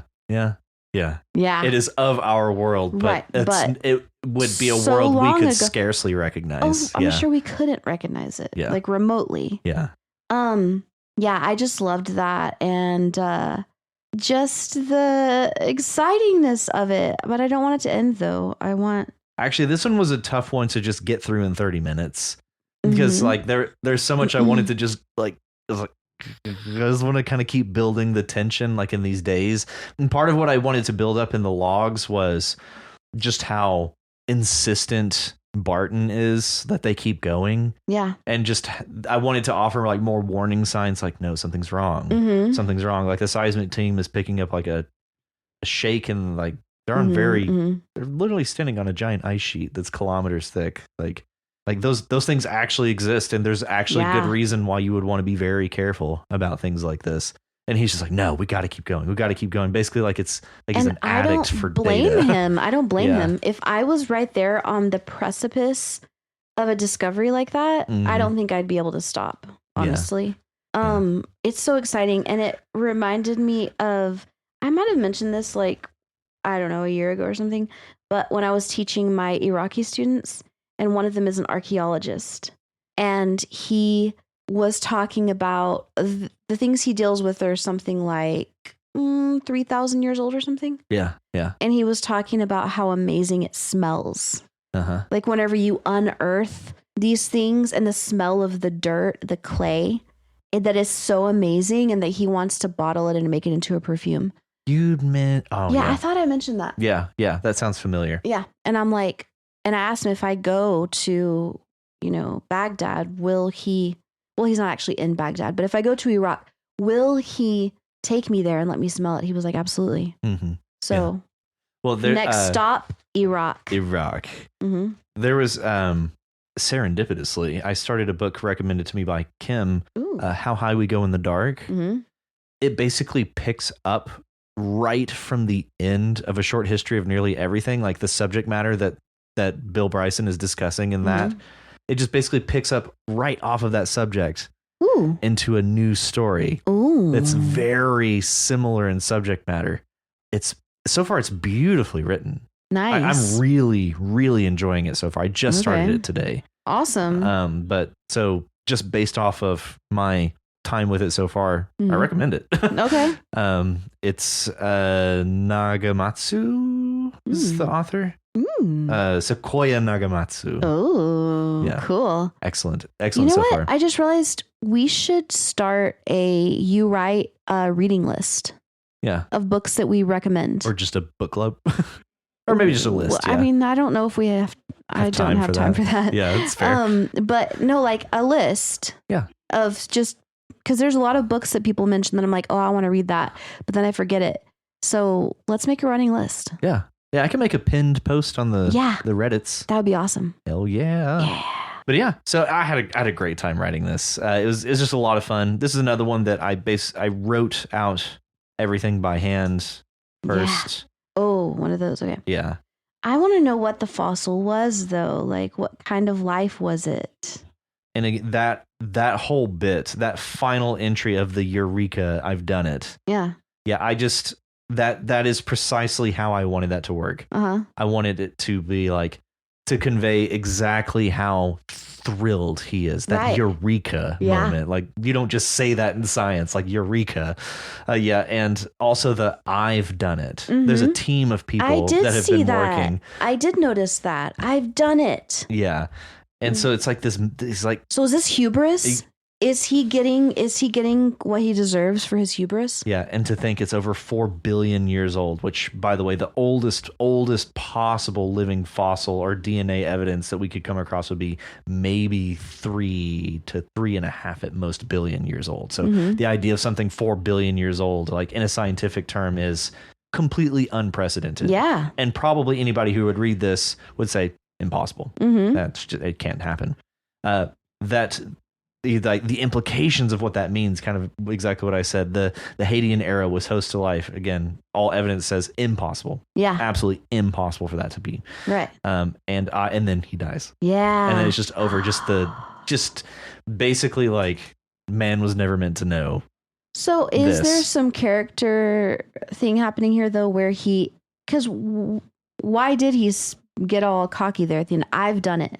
Like, is that part of why he met his demise right then? I intentionally want to leave that open-ended. Okay. And that's kind of what the explanation that comes at the end, the drill, far past the icy surface, opened a subglacial fault, releasing immense heat and under the ice simultaneously 800 kilometers away. They they sense an earthquake. But then we get this like really unsettling evidence of them screaming for 90 seconds. So I wanted that all left intentionally vague, but I also wanted to present it in a scientific manner at the end, because that's what they were there for in the first place. They were on a scientific expedition, and so it would be notated in history as science, science would notate it. But what happened? Yeah, like what happened, as in like this is just the evidence that they have. Yeah. Again, this kind of goes back to like the more Didymail's we don't know. Well, yeah, but don't we know, wasn't it an earthquake? Or not an earthquake, the heat coming out from the depths? That's what's listed here. Yeah. All we know is that there was a seismic event 800 kilometers away of a 6.6, and that they screamed for 90 seconds. So it could basically be that the Earth, Gaia, if you will. Oh, I will. Okay. Was like, okay, these are my secrets and you can't have them. So yeah, it's too dangerous. You can't have this. Yeah. Or it could be some eldritch horror that's been living down there, keeping the Earth's core hot this whole time. It's like one of those. It's one of those Lord of the Rings primordial demons. The Balrog of Morgoth. Yeah. Yes. The dwarves dug too greedily and too deep. Yes. Yeah. They wakened the Balrog. But yeah, I wanted to leave it intentionally vague. Yeah. Nice. But I wanted to present it as science. I like it. Yeah. Because this could easily be explained by science, and that's how it's explained here. Yeah. But it's like there isn't enough evidence to say that is in fact what happened. That's just how they explain it. I was basically carried away by this tale. I had a lot of fun writing it. Yeah. I had a whole lot of fun reading it. Hell yeah. Hell yeah. Hell yeah. Great job. That was excellent. Thanks. Yeah. Thanks. And up next, and our final story this week, we have Beneath. Yeah. By Richie Posher. Welcome back, Richie. Welcome. We missed you last week. We did. Sounds like you've been stressed and busy. Yeah, sounds like school. Will do that. Dadding. Also, oh yes, dadding. Oh yeah. Yeah. Yeah, you've been dadding like crazy. Good on you, dadding. Yeah. Good on you. And also, I know what it's like to have students that hate you. Oh. My students currently don't hate me yet. Give them time. Yeah, they will soon enough. But I know that feeling. Yeah. Okay. So this also kind of hold on. I don't know. This was interesting because I feel like sometimes I couldn't quite understand what was going on as far as like, is the crew trying to kill them? Yeah. It becomes a little tough to follow, but that felt intentional actually, because it seemed like they were fighting against these effects while the others were being consumed by them. Like that's kind of what I took away from it. But yeah, it was a little difficult to follow. But again, like looking back, that felt like maybe that was intentional. Yeah. Yeah. I think for me, I kind of got lost towards the middle where it's like, the water beneath them boiled with the cosmos, and an inhuman scream filled the chamber, curdling the air and drowning out the captain. The crew began to swarm and tear the deck apart with bare fingers. Skin peeled and nails snapped. Blah, blah, blah. Oh, and then the cook ripped the anchor free with newfound strength and swung the chain across the port side, tearing into the hull of the ship that would soon take on water. So right there, I was like, okay, wait. Whoa. Wait a second. Yeah. It's like the whole crew got possessed or something, or... Yeah. So the escalation felt very sudden, like immediate. Yeah. Actually. And the only preparation we get to that is it was too late. But actually, that's not entirely true. The sickly grind of ice breaking thrummed low and deep. Aber's face reanimated, and he turned to look at the red-haired woman beside him. Mm-hmm. Officer Quinn, we need to leave now, he said with a wavering calm that broke into urgency. Mm-hmm. It was too late. So that's the only clues that we have that it's all going to shit. Yeah. But as far as like the scene unfolding around us happens immediately in that paragraph that you read. It was a little confusing, but oh my gosh, that description of the crew and what they're doing to themselves and the ship is whoa. Whoa. Yeah. Oh God, it's brutal. Absolutely brutal. I know, but I don't understand. Do you read that the crew got possessed or went crazy? Yes. Yeah. It's something to do with this primordial, like, I'm going to say like this primordial bath almost that they sailed into. And like they have the cosmos beneath them. And there's this, it sounds like this eldritch claw comes up at the end to drag the ship down from beneath. Like it just sounds so otherworldly. And so yeah, I think it was some sort of like possession or I don't know how else to describe it, but yes, that's what I took away. Yeah, I love the description at the beginning of the looming glacier. And so good. It's so good. It's man, that gave me chills. Yeah, it's so detailed. I love that. And then especially I love where it's like the entire crew had come out to stare at the wall that towered over them. The ship approached the crack and slipped in silently. Yes. I can just picture that. I can see that. Yeah. You know? And like from a bird's eye view and then from like a interior view, like looking up.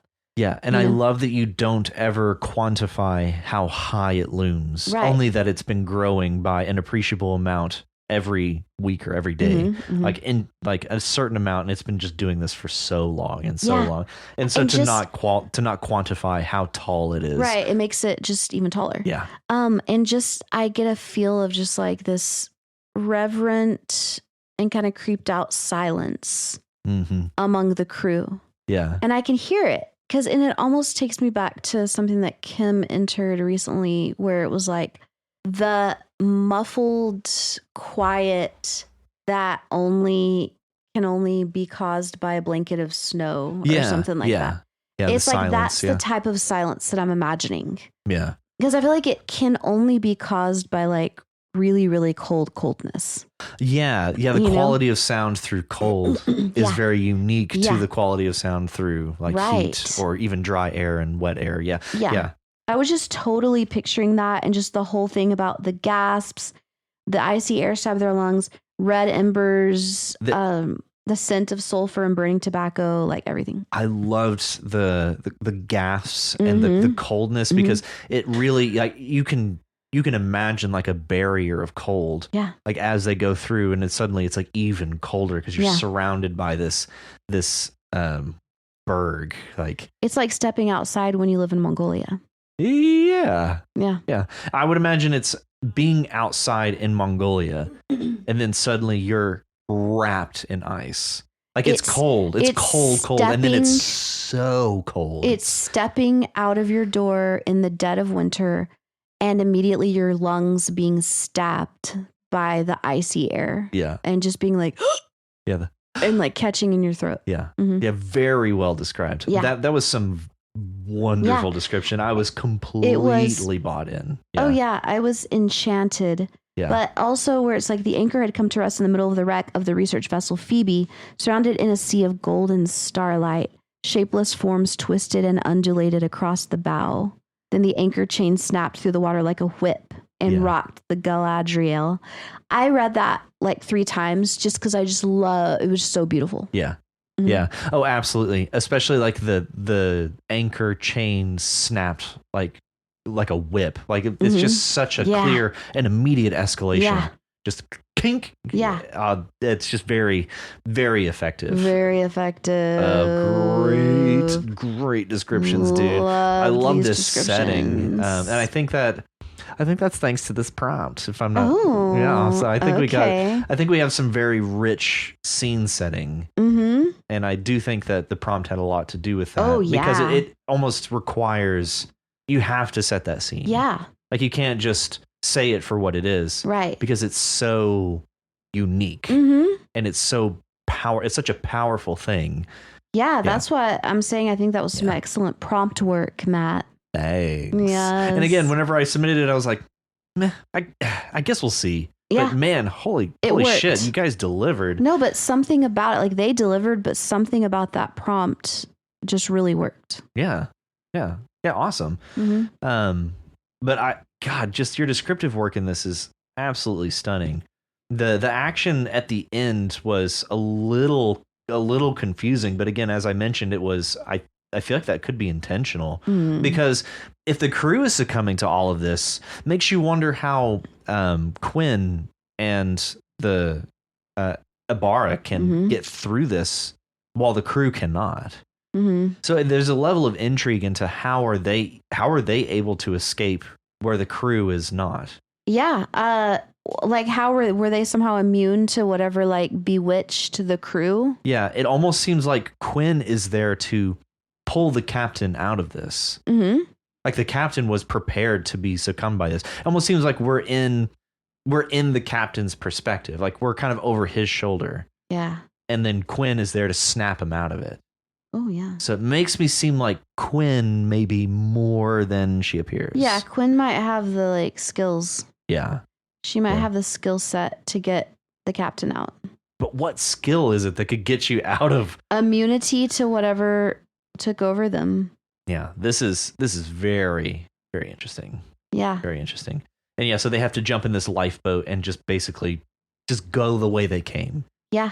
And then it gets gross when it's like the leaking masses of muscle and sinew that glistened in the dimming light. Yeah. And that's where we get more about the ship was sinking at a 30-degree angle. Again, the escalation, it all happens just so fast. Yeah. In the time, it feels like, especially textually, in the time it took them to go from kilometers away to get to here, like in the text, the amount of time it took for them to go from like just sitting there to sinking is immediate. Yeah. That's the way it struck me. But the ship was sinking at a 30-degree angle, and he watched as several members of the ship slipped on the gore and flesh that was strewn about, gross, tumbling off the bow and into the seething water. A terrible claw broke the surface and swept across the ship. Translucent skin flashed and beamed with the light of a primordial galaxy as it wrapped around the vessel and pulled downward. Damn, dude. Damn. What is it? Damn, dog. What is that? I just think that's some Lovecraftian shit right there, man. That's wild. Excellent. That's an X. I love. Oh man, I love this scene. Yeah. Yeah. And thanks, Richie. Yeah. Thanks, Richie. That was awesome. That's badass, mate. Badass, bruh. Hell yeah. And that is our final story for this week. Yay. So thank you, AllfairChatwin, for being selected here today, as well as Maura Dinamail, Nick to you, the Prismatics 19, Walker by Faith, myself, and Richie. Yay. Thanks, everybody. Thanks, guys. And that moves us into episode 53. 53. Woo! So for episode 53, we issued a new kind of prompt. Oh, yes. It is a taste prompt. Or food prompt, but yeah. I like to say taste prompt. Taste prompt. But yeah, taste, food taste prompt. Yeah. Taste food prompt. Yeah. So the idea is that you will write a story based off of a food of your choice. Do encourage you to eat the food. Yes. And just, contemplate what that food is. We want vivid descriptions of this food. So yeah, this is as much about the food as it is the description of the food. Yeah. It needs to be integral to the story, and its description is everything. Yeah. I want to taste it. I want it to make me hungry when I read it. Yeah. Yeah. And the words to accompany this are expect, version, brave, import, and perform. Okay. Expect. All right. So expect.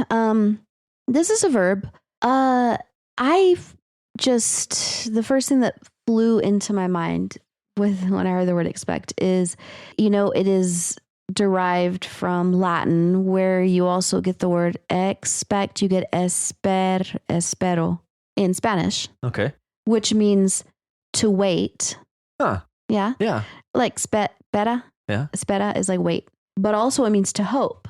So. Oh, wow. It's both. Yeah. So, wait and hope. Yep. Yeah. It's both. And so I really like this word because it's like when you get really down to the nitty gritty of the bones of a word, you can understand it better. And I feel like you can just understand communication in general better. Oh, yeah. Like, what are we saying? What do we really mean when we say this? Yeah. Rather than it just it's almost just like psychology. It's like you understand the psychology of the word, Yeah. Yeah. So expect, espero, to wait, to hope.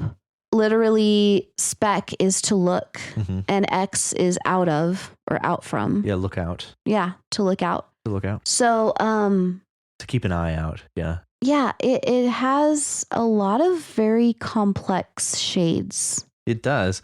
One of my favorite sayings is, to use the noun form, expectation, is the root of all suffering. Ooh. Yeah.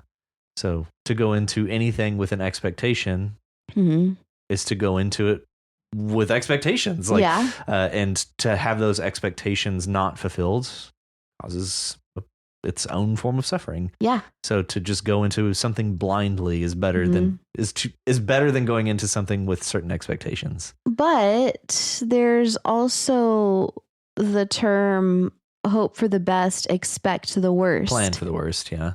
I've heard hope for the best, expect the worst. So it's like, what if your expectation is bad? Then actually you go into it and you feel happy because it's not as bad as you thought it would be. Yeah, but because you expect it to be bad, you suffer needlessly if it goes fine. I mean, I don't know, I guess.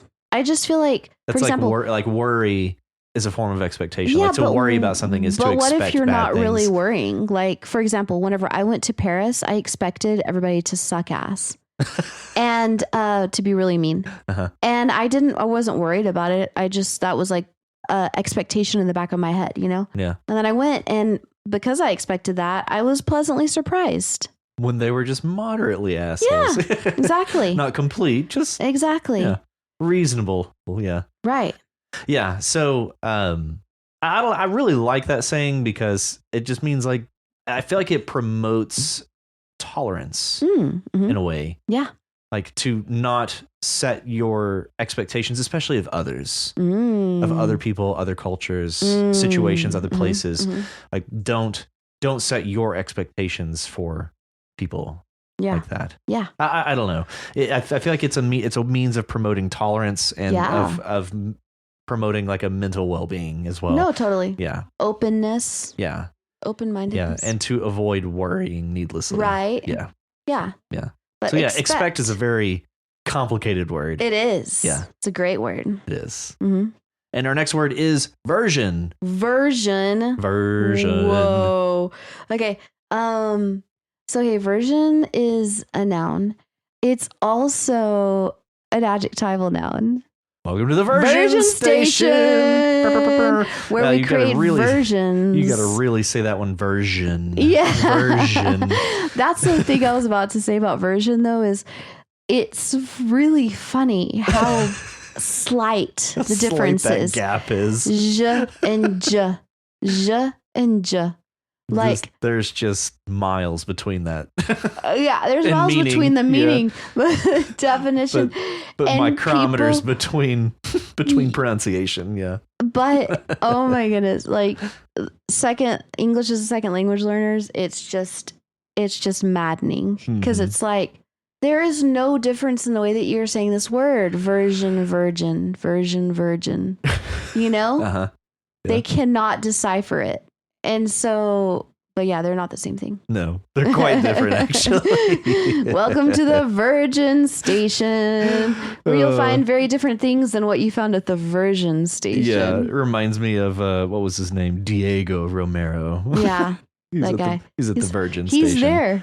That's where you'll find him. That's where you'll find him. The you Virgin find Station. Diego and figure out why he sucks so bad. Yeah, let He's us at know, the guys. Virgin Station. Let us know. Let us know what he says. But you can only go there if you're a virgin, also. Yeah. Well. Guess we'll never know. Shit. Too late. Okay. Version is like I think of it as an iteration. Yeah, that'll work. Yeah. A revision of something, like this revision, this version, this iteration is perfect. Yeah, because iteration is just like doing something again, but you could change it up. Yeah, a variation. Variation, yeah, variation. Assuming it varies, because it feels like versions could be almost attempted duplications. Totally, could also be a version, and in which case it wouldn't. It would vary very slightly. Right. It would vary very slightly. But would you be able to fit virgins in to that variance? Probably. We need to workshop that. Okay. I have to think about that. Okay. And our next word is brave. Brave. Oh, brave. Oh, I love this word. Courageous. Courageous. It reminds me of animals. Bravery. Yeah. No. Lions. Are brave? Yes. Yeah. Not brave. The cowardly lion, but he got cute. brave. He did get brave. He did. It took him a minute. It took him a minute.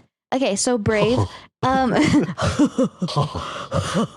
Okay, so brave. Matt does a very good cowardly lion. Okay, so brave is an adjective. Oh, it's also a verb. Oh, to brave the wild. That's right. Yeah. Or brave the cold. Yeah, the elements. The elements. The deep. You could brave the deep. There's also it can't be an adjectival noun. Let's just see. Gracious, brave station. No, right, no. Because if you said brave station, then that would imply that the station itself is brave. Right. Because it can only be an adjective. It would have to be the bravery station. Right. Exactly. Yep. I mean, hello. I'm a fucking idiot. Of course, it's not an adjectival noun. It's an adjective. Yeah. It's just an adjective. Yeah. Right. It's just an adjective. Yeah. Brave. It's not even a noun. World. Right. Yeah. Adjective.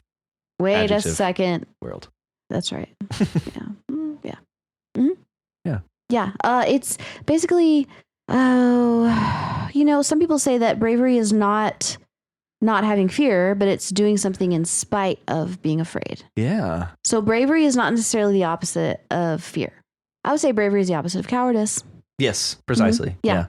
Yeah. It's a response to fear. Right. Yeah. Exactly. Because fear is a given. It's an unavoidable reality. Yeah. Not a constant, but unavoidable. Yeah. Right. Yeah. Our next word is import. Import. I love this because this is so obviously Latin. Well, yeah. Yeah. Yeah. I mean, it's like elementary. My dear Watson. My dear Watson. So, right. Port. Right. Import. Right. Yeah. Yes. So what does port mean?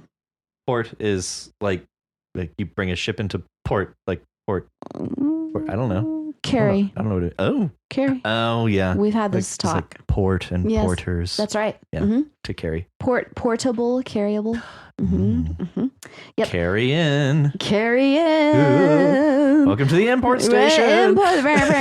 Yeah, so import is a noun, a verb, and an adjectival noun. It's everything. Yeah. It's everything you could ever want, except for an adverb. Importly. You did that very importly. It could work. Maybe, yeah. Okay. So to carry something in. Yeah. What else really could we say about that? Wait. Import is the noun. Like it is something having been carried in. Yeah. Well, yeah, but it also means something else. Something of great import. Yes, exactly. Oh, shoot. Exactly. Yeah, that's a good one. And I feel like that is just a shortening of the word importance. Yeah. Which is interesting when you think about the correlation between import and importance. because it's definitely from the same root. It is. I hadn't ever considered like important. I hadn't either. And I'm like, important. Carrying in. Like worthy of being carried in? Like it is important. Well, but important is the NT is the gerund ending in Latin, and it is active. It's not passive. Important. So it's carrying in. Carrying in. Yeah. That is so weird. Why does it mean that? I don't know. Maybe it somehow changed to something in French, which maybe it went through another Romance language. Damn French. The fucking French. I bet you anything. We're just going to ruin everything. You know what? I'm going to get on Google right now. Importare in medieval Latin. In medieval Latin, important being of consequence. Yeah. Well, apparently medieval Latin fucked it up. Carrying in. Okay, I'm sorry, French. We blamed you needlessly. We did. That was wrong of us. That's on us. We're sorry. Damn medieval Latin. What did they know? Damn you. You fucking... That's where the Latin purists are like, see, this is what happens. Right. This is what happens when you fuck with our language, and now it's dead. And now it's dead. And now it's dead. It got fucked with too much. Yeah. Yeah. Import. Okay. Our next word, final word, is perform. Perform. Also quite Latin. Quite Latin. Quite Latin. Okay, so we've got the prefix per, which means what? Oh, that's true. Okay, but seriously though, what does per mean? Oh, the through? Per is like, it can be through. Of? It can be through. It can be by. By, of, like, yeah. Like by means of, kind of. Yeah. Yeah. Yeah, but interestingly, this did get fucked up by French. This is a French is it problem. Yeah. Which damn is French. Yep. Which altered the old French parfournir, to do, carry out, French, finish. The old French word combined par completely and fournir to provide for whatever the fuck, whatever. Whatever. Fuck that. You don't know. Fuck that, they bro. They didn't know. No, they don't making know. Shit up over there. Just over there. They're over there like just 400 years ago. Hoity-toity. Being like, par. Fuck you. Fromage. Fromage. Yeah. Okay. Anyway. Perform. So yeah, perform. Okay. So perform is a verb. That's it. Yeah, because otherwise it would be performance. Right. Yeah. Or performative. Performer. Yeah. Performatory. Those things. Yeah. Perform. Well, perform can be like you're a performer. You do a show. Yeah, you put on a show. Yeah.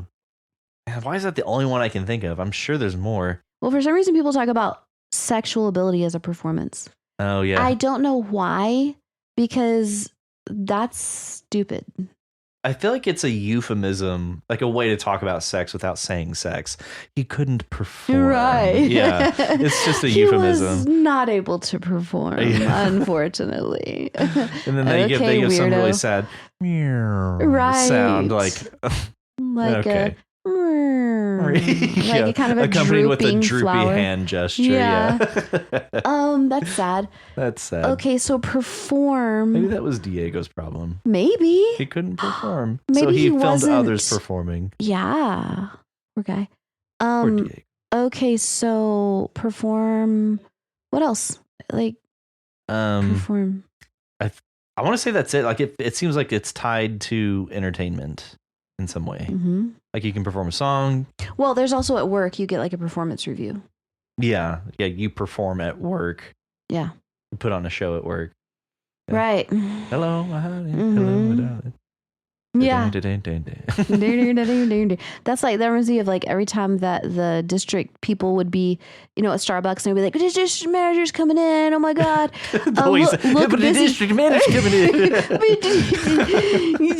and it was really hilarious because they would be like, everybody get to work now. Like they're about to walk in the door. And then I would just see Brenda. I would see Brenda grabbing a mop and swabbing the deck at like 9 a.m. Like when there was no need. It's just dry. Yes. Like there's nothing on it. And she's just like, Yeah. Just getting after it. Yeah, and meanwhile, somebody at the register is just like not even looking at the screen, just beep, boop, boop, beep, latte. And I would immediately start wiping down counters. Yeah. Just like again with dry rag. Dry rag, bringing it to a high gleam. Yeah. But not really. I'm just like shuffling bags of coffee from one place to another and then back. And then putting them back.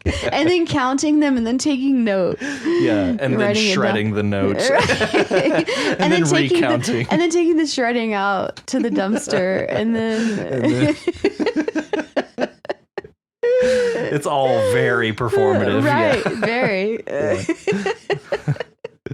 But just the picture really of Brentha and the look of like the total concentration on her face. I'm gonna mop the shit out of this floor. Yeah. It's gonna look good. Oh man, that was funny. Yeah. Yeah.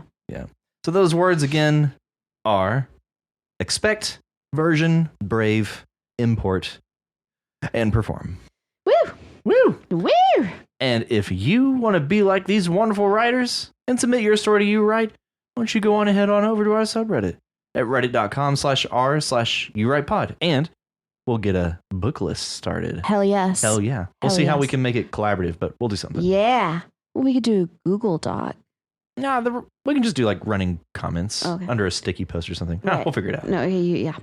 If you're unable to submit a story this week, that is fine. You can help out by reading and commenting on other people's stories. And each time you post a story or leave a comment on someone else's submission, you increase your chances of having your story read on the podcast. You can also reach us at yourwritepod@gmail.com. If you like our show, which I like our show. Me too. And you want to help support us, consider donating to our Patreon at patreon.com/YouWrite. Yeah. If you're unable to